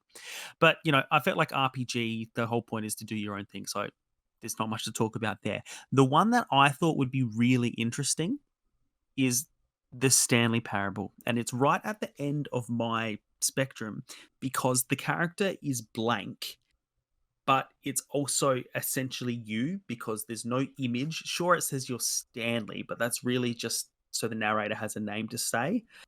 And the character in that game becomes really the narrator. Like the narrator provides all of the character, and you are this blank slate because you have the freedom to do whatever in spite of the fact that you're being told to do certain things or being told that you are doing certain things. And the point of the game is almost to challenge what you're being told. So it's really going real hard at this is whatever you make it. It's funny because I thought the blank slate thing was going to be sort of on the bottom of the character hierarchy, but really you've opened up like a big philosophical can of worms, which I guess is what that game is. But it's like you are the character, but I guess each person's interaction with that game and therefore that character is going to be completely different because they're working with their choices as if they were Stanley. And I guess it's easy to say that in any game where you don't have a person who speaks or who doesn't have a backstory. But I think Stanley Parable is actually a really good example in terms of how, I guess maybe where the boundary, it's a good way to say that that's the boundary of what a character could be, is when you push it right up to the person themselves, them becoming Stanley. He's doing all these different things and, he's making these choices that are based on what you might do, not necessarily what Stanley would do unless you were to give him some kind of backstory. But I think the point of the game is it's ultimately calling you out as the player for being the character, right? And I guess I wanted to start here because even though it's not necessarily a good, you know, subject for character analysis, I found when I started thinking about it that this is kind of what the nature of interactivity does to character design. Like the big question of how much is you versus how much is pre-supplied or preordained for you as the player. And this one gives you the bare minimum and asks you to challenge even that bare minimum. One of the ones that I had thought of, which is kind of similar in terms of the blank slate, in the same way you're kind of like twisting that around a bit, Timmy, was the game from the 90s, Zork Grand Inquisitor, which was like an old school kind of adventure game. One of those ones where you're just first person and you're kind of solving those completely absurd puzzles that no one solves without a game guide. And that game had a narrator, and the narrator regularly broke the fourth wall to recognize the fact that you were the person playing the game. But so it's a little bit like Stanley Parable does much further down the line, but would also recognize the fact that the narrator did not know your age or your gender or what you looked like or anything. So there were sort of these regular references to sort of the hero of the story who is like an ageless, faceless, nameless, gender neutral protagonist. And I love the way that game kind of it addresses the fact that you are the player, but it also addresses that, like, to the game, you are a blank slate. The game has no idea who you are playing the game, so it will treat you as kind of any variety of person you could possibly be. Did a lot of point and click adventures like Mist, and there's another game called Obsidian that was similar.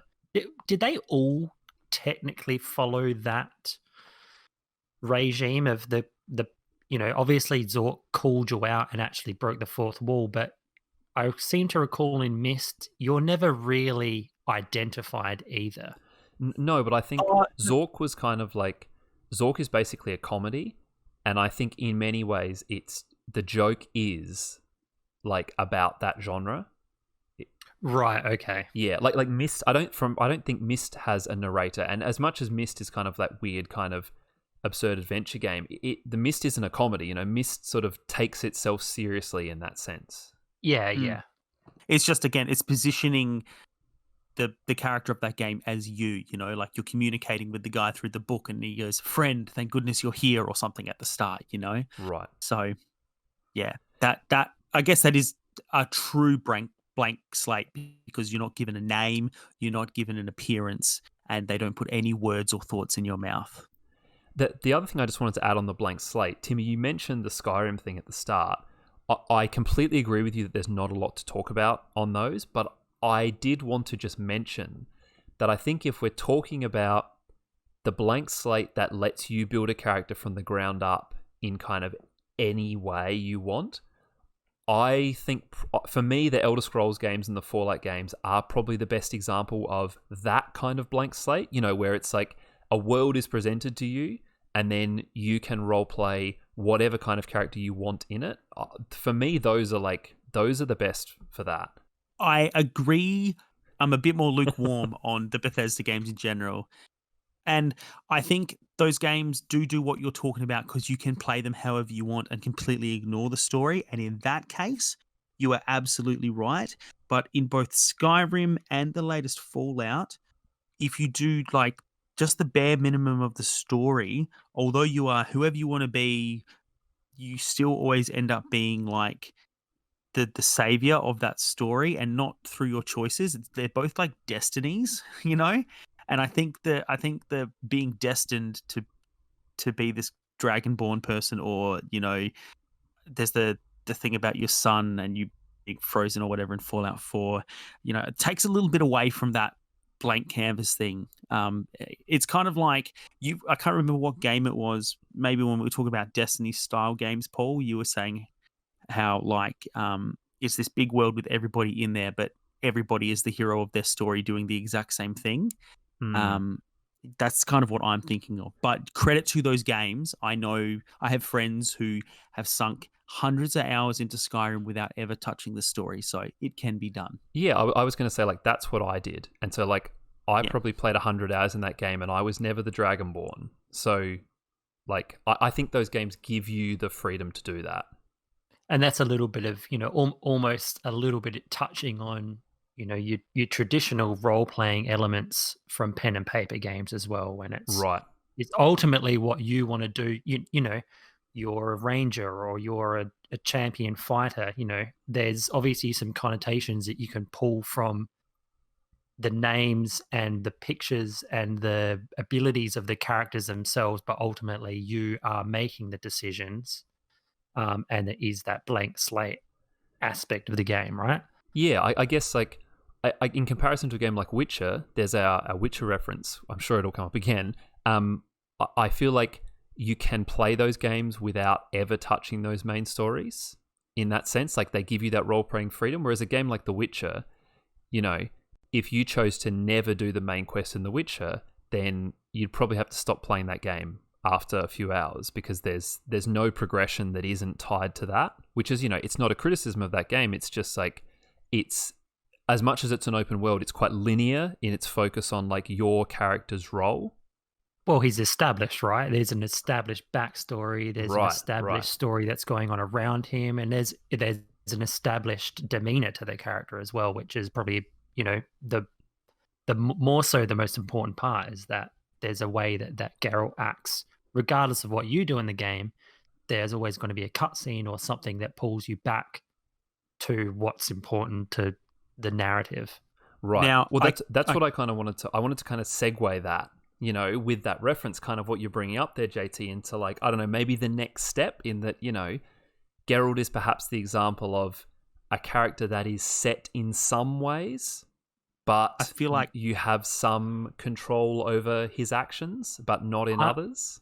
I would almost say the next logical step would be a silent protagonist, which is a term that I love to use, but your Gordon Freemans or your, I'm trying to think of another. I didn't know we had an actual scale. But your Master Chief, your person who there is an established backstory. Their characters in the game know who you are. They've got memories of you. So I'm talking about, if I'm talking about Half-Life, you start your day at work at Black Mesa facility, and everyone's got these anecdotes about you that they're sort of alluding to, but your character says no words and there is no demeanor. And so I guess it's like a weird hybrid of what Timmy was bringing up in the blank slate, but then it's not quite, a full-blown Geralt or Lara Croft or something. Yeah, I'm glad we brought it back, because I was gonna, like, everybody knows we're always barreling towards Witcher, but like, we'll get there.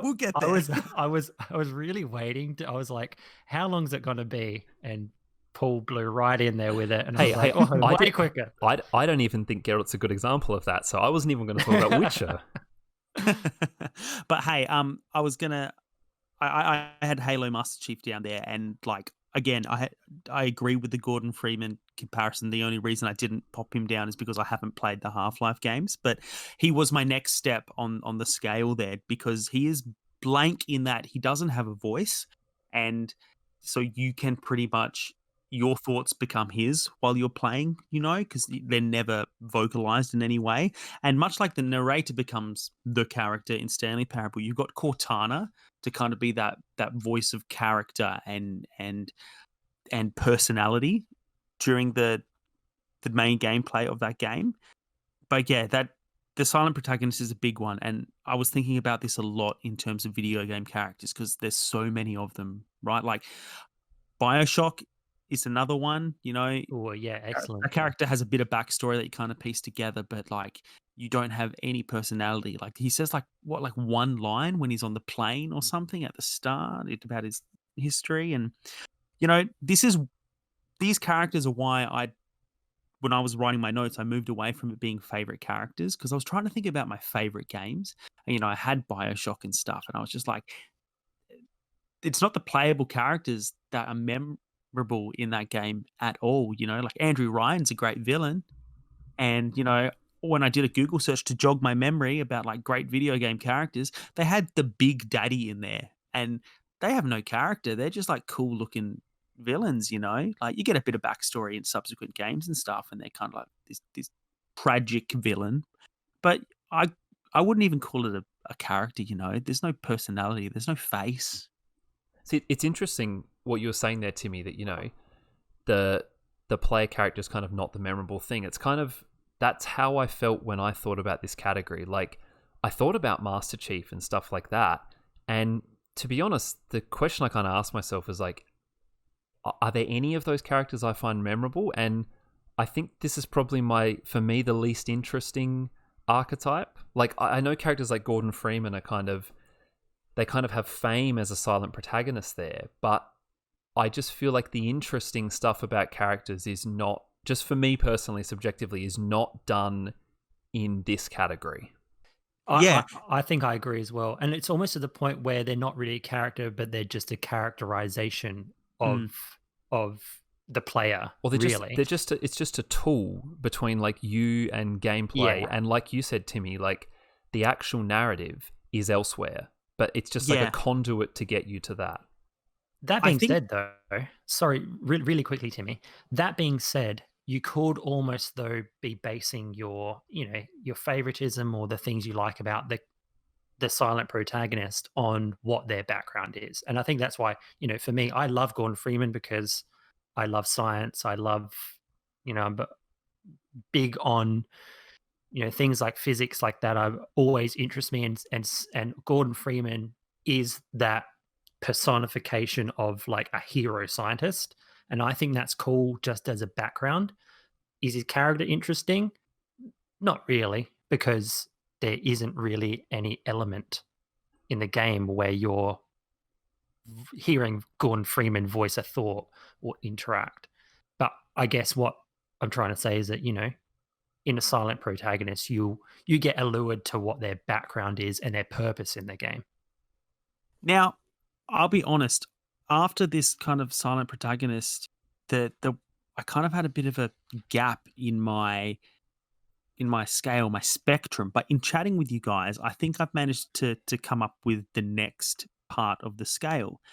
And that is your characters like Link from Zelda, because he has so much character and lore and mythology, and all through those games, all the characters are telling you about yourself, and you're this legend and you've done these things, and aren't you wonderful? And he has reactions. If he doesn't ever speak, but he has these reactions and stuff.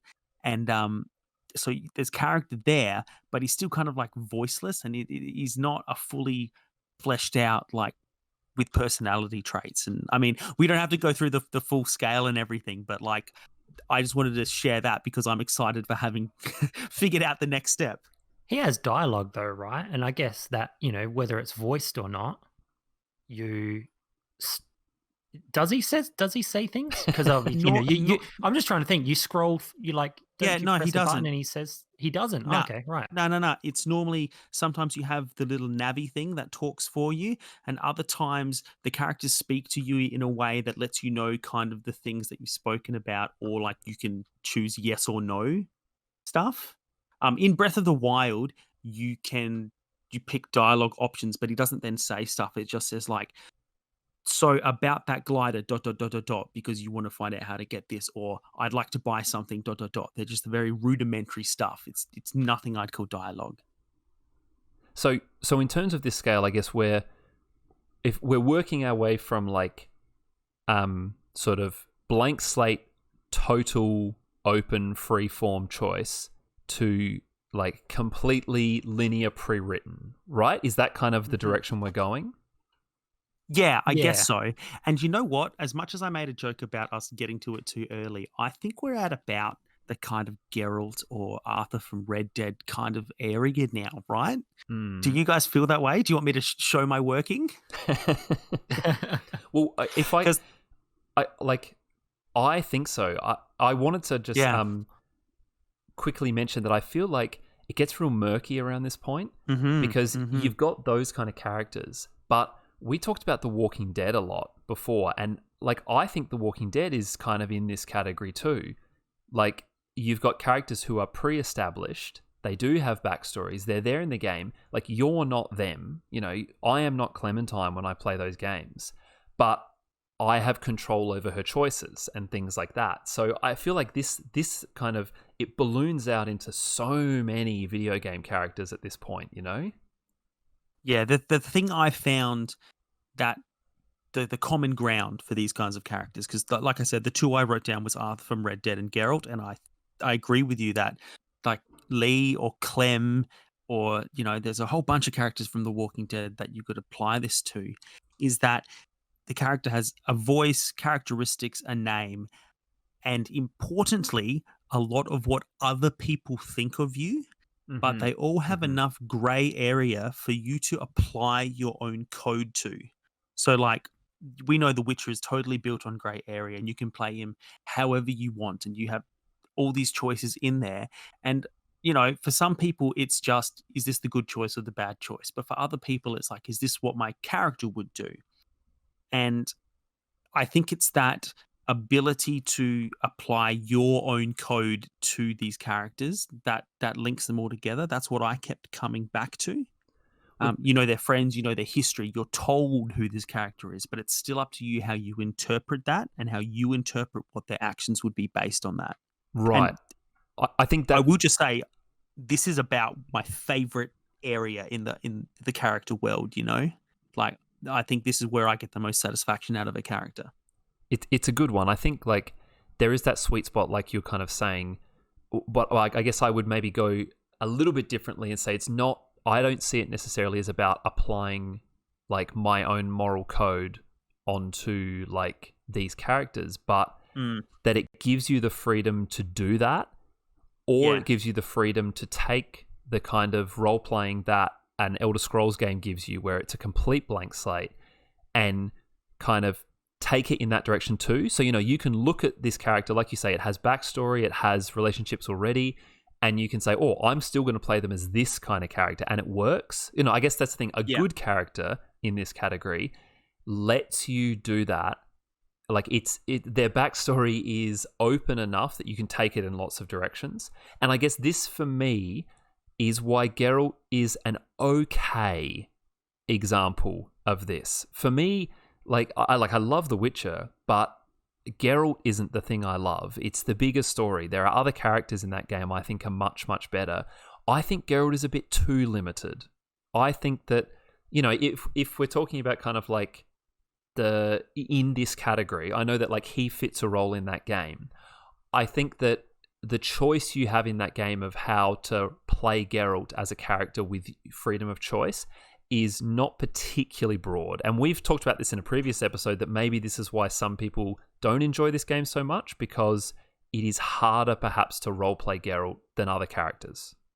Yeah, I mean, I get that. Like, I think it's because, you know, he's harder to roleplay because he's very much a predetermined role in a lot of ways. And I guess when I was saying before about applying your own code to, I guess I probably should have said like applying what you feel that character's code is. Like that's because I'm not playing Geralt as if he was me, and I don't play Arthur as if he was me. Like Arthur is very much a career outlaw, right?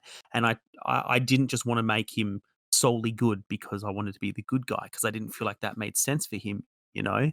But you know, I also wasn't bloodthirsty and totally ruthless, so I tried to find a grey area that I felt worked for this character, and in a lot of ways that probably was based on me, and then like my real personality. But you know, I was still told who that character is. But I agree with you that like a lot of the time it is the supporting characters that bring games to life. And you know, Geralt is meant to be relatively emotionless, you know, so it makes sense that it's the other characters around him that, you know, kind of have bolder personalities, louder personalities. JT, do you have any characters that jump out in your mind for this kind of category where they are pre-established, but you have control over where their story goes or where their development goes? It annoys me because Witcher 3 is once again clouding my judgment. Look, I love Geralt just because I really like. I've always been a bit of a sucker for the Grey Man. Your Geralts, the assassin from Borderlands 2, the person who doesn't have this overly charismatic character of themselves, and Like Solid Snake? Solid Snake, excellent example as well. Yeah. If I'm thinking back to the MGS1 days, I really, really like that kind of character who is almost a little bit sarcastic. Like they're almost sarcastically grey, and Yeah, there's I like think that's what Geralt. Why I think Geralt is like a perfect kind of example for that. But yeah, also Solid Snake, very, very good as well. I'm just trying to think if there might be someone in the Resident Evil games who might be like that. You've got your Leon. No, not really. Your No, Chris? maybe more Chris. Yeah, Leon probably not so much. He's pretty middle of the road. But that kind of character I've always been drawn to, and I don't think it's for any particular reason other than I just, I get a kick out of playing someone who is serious, but they kind of almost know that they're too serious. And I think Snake and Geralt are probably good examples of that. Timmy, you mentioned Red Dead before as like one of yours there. A similar series that jumped out to me here in Grand Theft Auto, or a similar character was. Did you ever play GTA San Andreas? I think JT. I think we've talked about this one before. Have you ever played that one, Timmy? CJ. Yeah.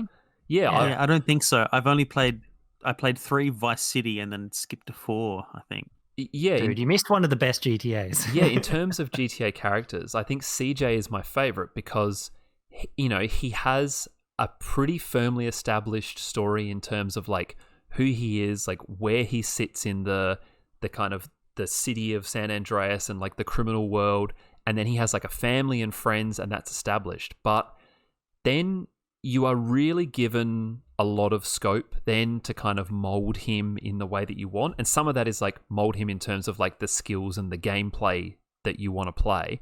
But I don't know, in other GTA games, especially the recent one, everyone's an asshole. It doesn't matter who you play as, they're all just unlikable. And I know that's kind of the shtick, like that's what they're going for. But there was something about San Andreas where you could play CJ as, a GTA protagonist who wasn't an asshole to everyone. And that was kind of nice. You could play him as an asshole if you wanted, but I think he was always like the sweet spot of those Rockstar games. And so he kind of jumps out to me here as a good example. But I would have to say, like I said before, that I think for me, the best example here is probably the Walking Dead games. Yeah, again, because they're very much, how do I want to say this? They're very much like very set up characters, like you know exactly who they are and their pasts and everything, but their choices are left completely up to you. Mm-hmm. Well, I guess, do we move on to the much more kind of characters in a more linear game now where choice isn't so much an element? Is that where we're headed? I reckon. All right, the because top of the character food pyramid. Yeah, because the ones that jump out to me is pretty much just all of the characters from Naughty Dog games. Dude, I was about to say Nathan Drake.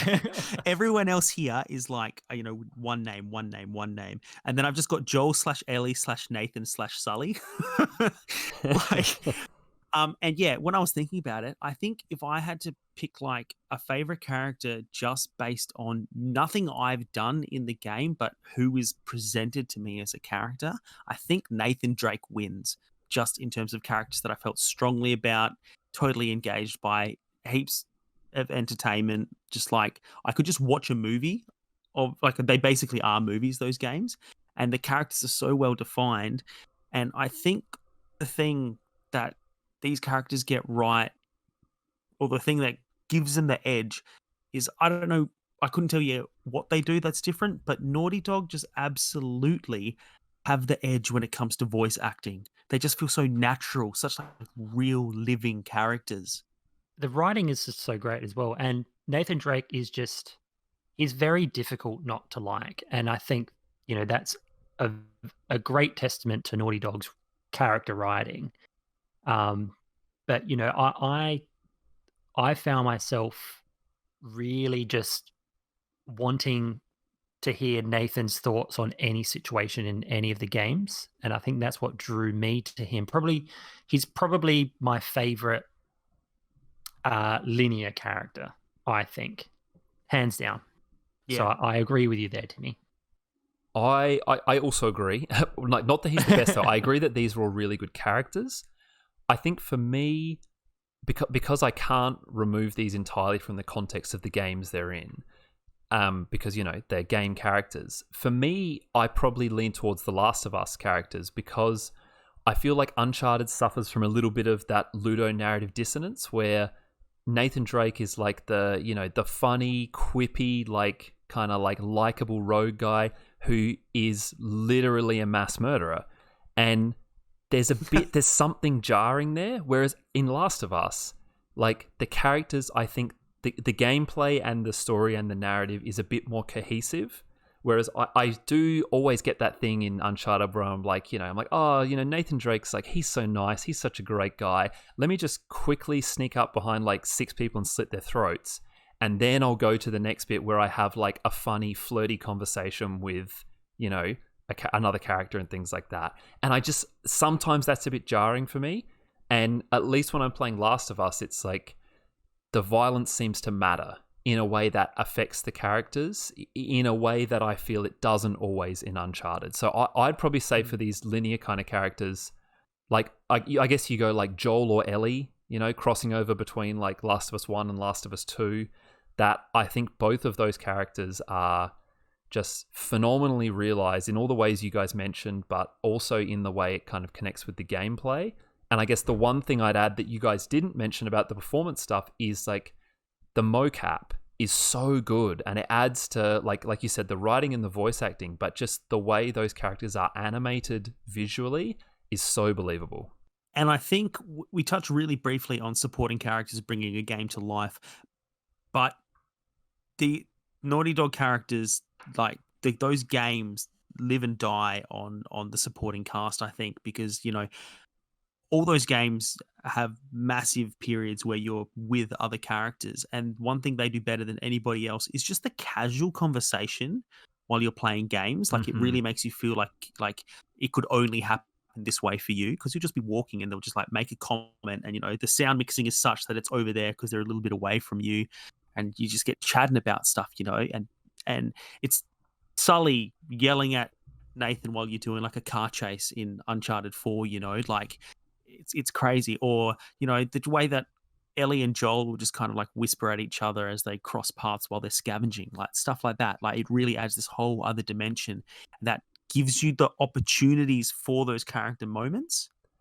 And that's a really good point. And that's not nothing, like loads of games mess that up big time. Like I really like the big BioWare RPGs, but sometimes they can be really stilted with those kind of what are supposed to be touching character moments. Like you can end up with a dialogue exchange which is supposed to be heartfelt, but the game has just inserted it at a point where you've just had a huge firefight and now they're going to talk about their kids or something like that. Whereas like the Naughty Dog games, they seem to just they just get it right at every point. Like those conversations drop in at a point which contextually makes sense. I'm not really sure if this, like if we're meant to be crafting this sort of top tier, or the last tier that we're talking about on playable characters. But I do want to give a shout out. I want to mention GLaDOS from Portal, because Portal I had that written is down. Portal is a great game because it's much like Half-Life, because you're a silent protagonist. I think your name is Shell in it, I believe, and the characterization in the game is made through GLaDOS, because she's the one who's affirming all the interactions or activities and events that are happening surrounding your character. So in a way, everything you do is realized through GLaDOS's dialogue and actions. And it's just done in such a great way, because it's this, this heartless robot who's trying really, really hard to seem genuine and human, but it just isn't quite getting there. And I think it's just a really, like, GLaDOS is just a great, really, really well intricately written character, especially when you move into Portal 2, when, I mean, it's been out long enough that I'm not sure if I don't want to spoil it too much if someone hasn't played I've it. played number 1, but I haven't played 2, and I would Okay, prefer I won't you say didn't spoil anything.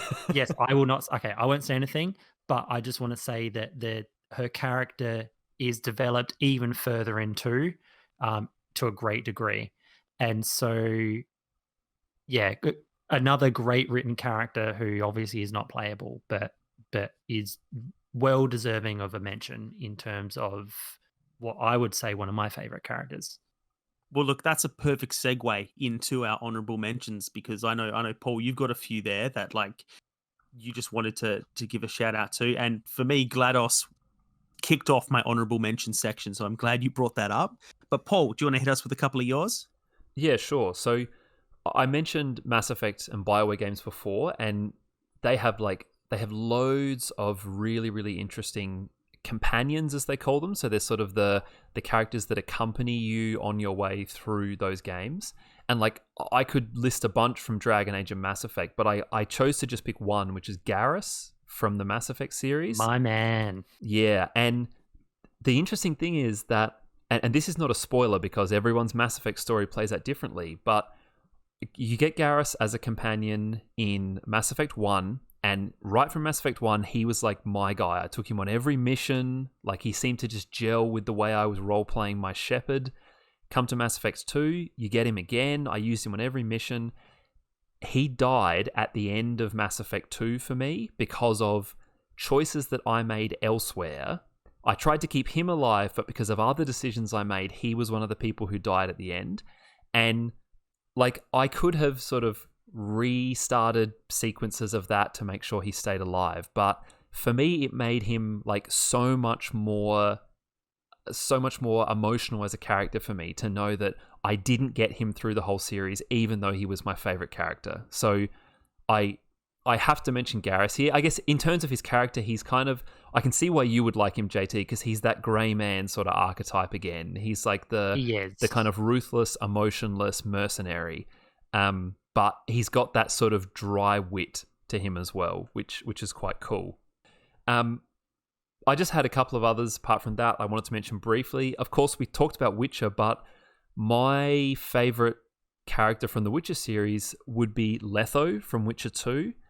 He was a character who I just felt perfectly personified that grey area thing, Timmy, that you were mentioning about The Witcher. He's kind of like the antagonist of Witcher 2, but he sits so nicely in a spot between sort of good and evil in a way that so many things do in Witcher 2. And I won't spoil it for anyone who might play it, but the end of Witcher 2, the way it played out in my game with Letho, is my favorite ending to a Witcher game. So I have to mention him.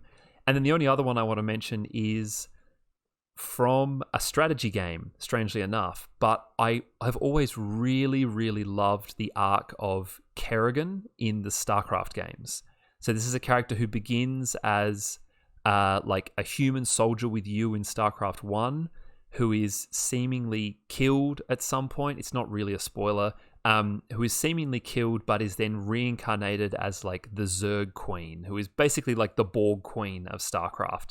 And the entire story of the StarCraft series in some ways is the story of Kerrigan's transformation from human to Zerg Queen. And like, Blizzard do a lot of really good characters. Again, I could mention people from Diablo and Warcraft who they've done really well. But Kerrigan has always stood out to me as one of their like finest storytelling moments in terms of character. I think for me, and this could almost be one of my favorite characters and not just an honorable mention, and it goes back to Half-Life.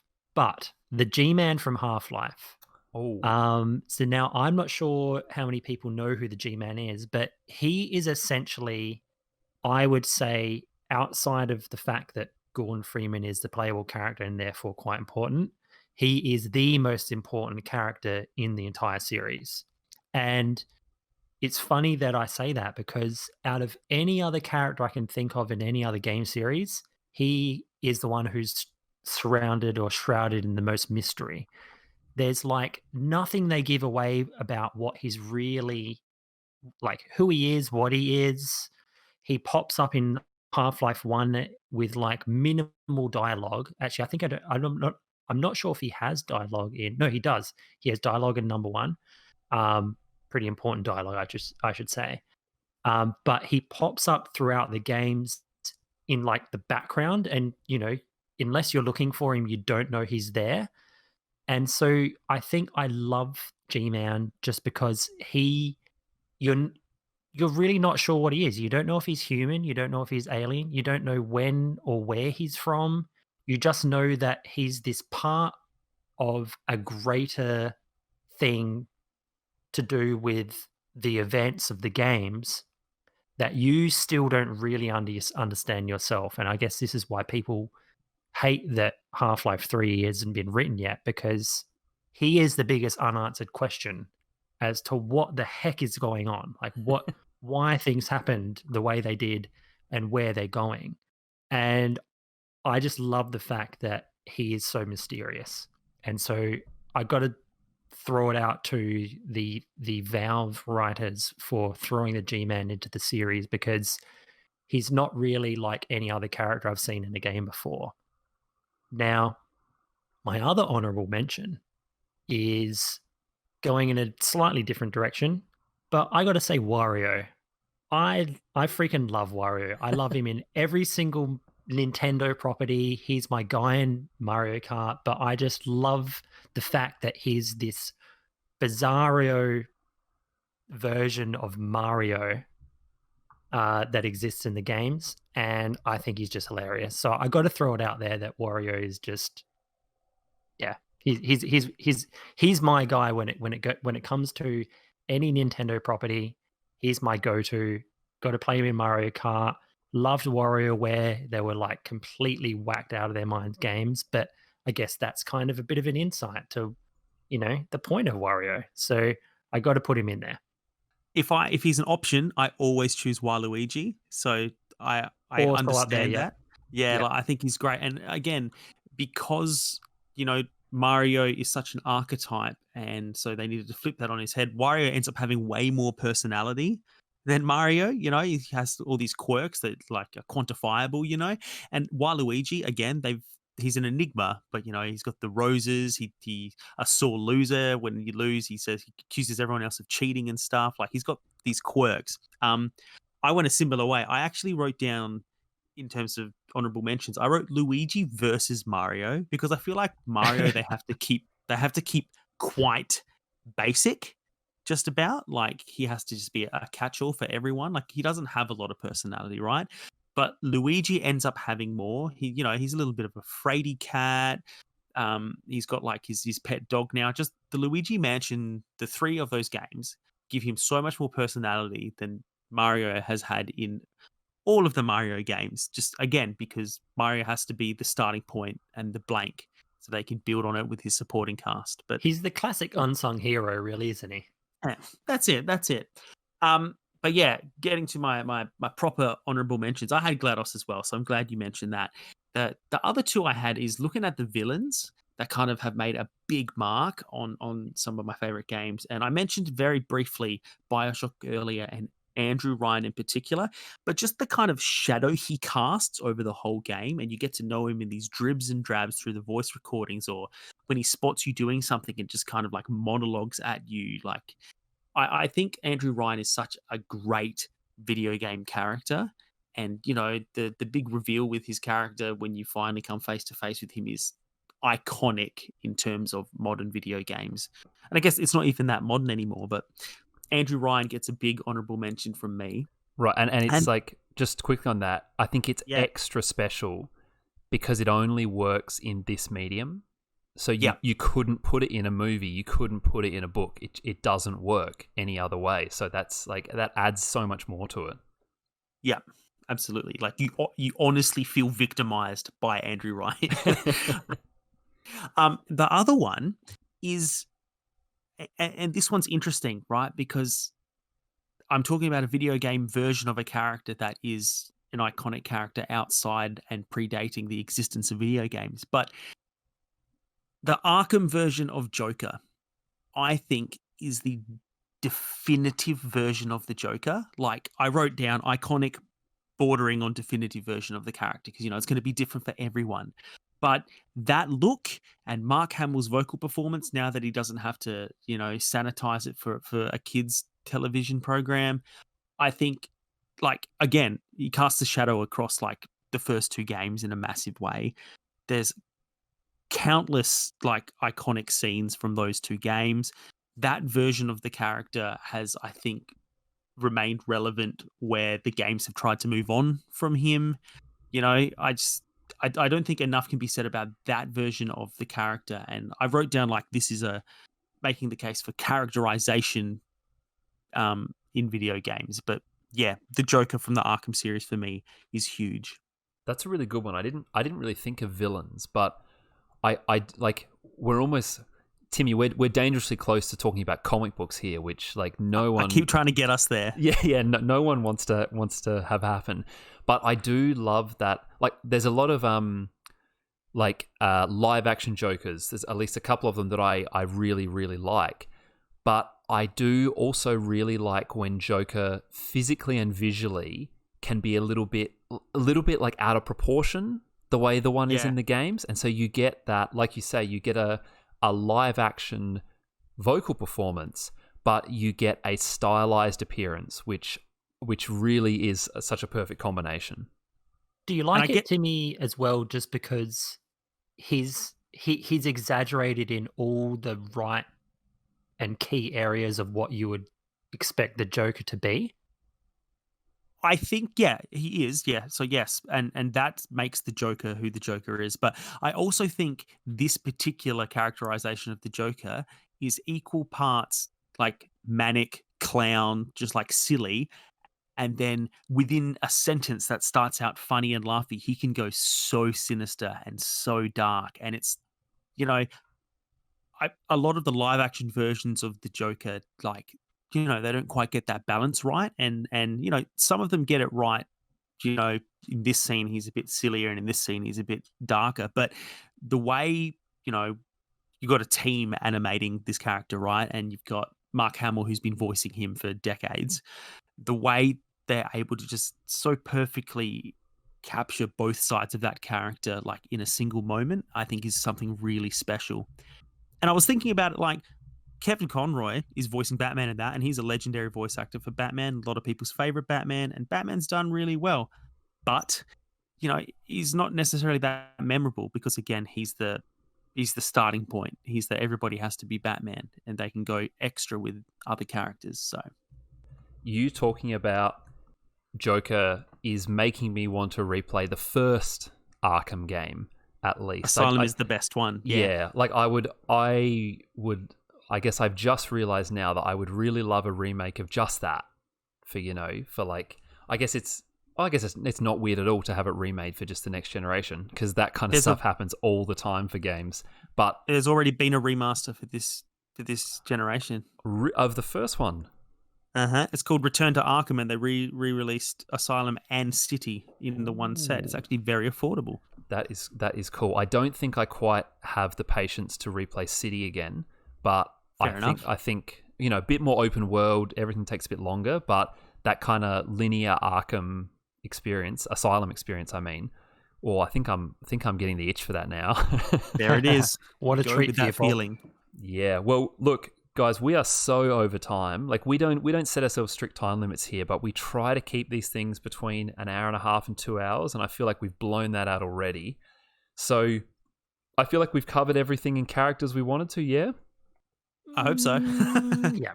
Yeah, we could probably keep going for even longer, but we're gonna quickly mention the things we're planning to play before the next episode, and then we're going to wrap this one up and get out of here. So, JT, what have you got planned in the next couple of weeks on your gaming plate?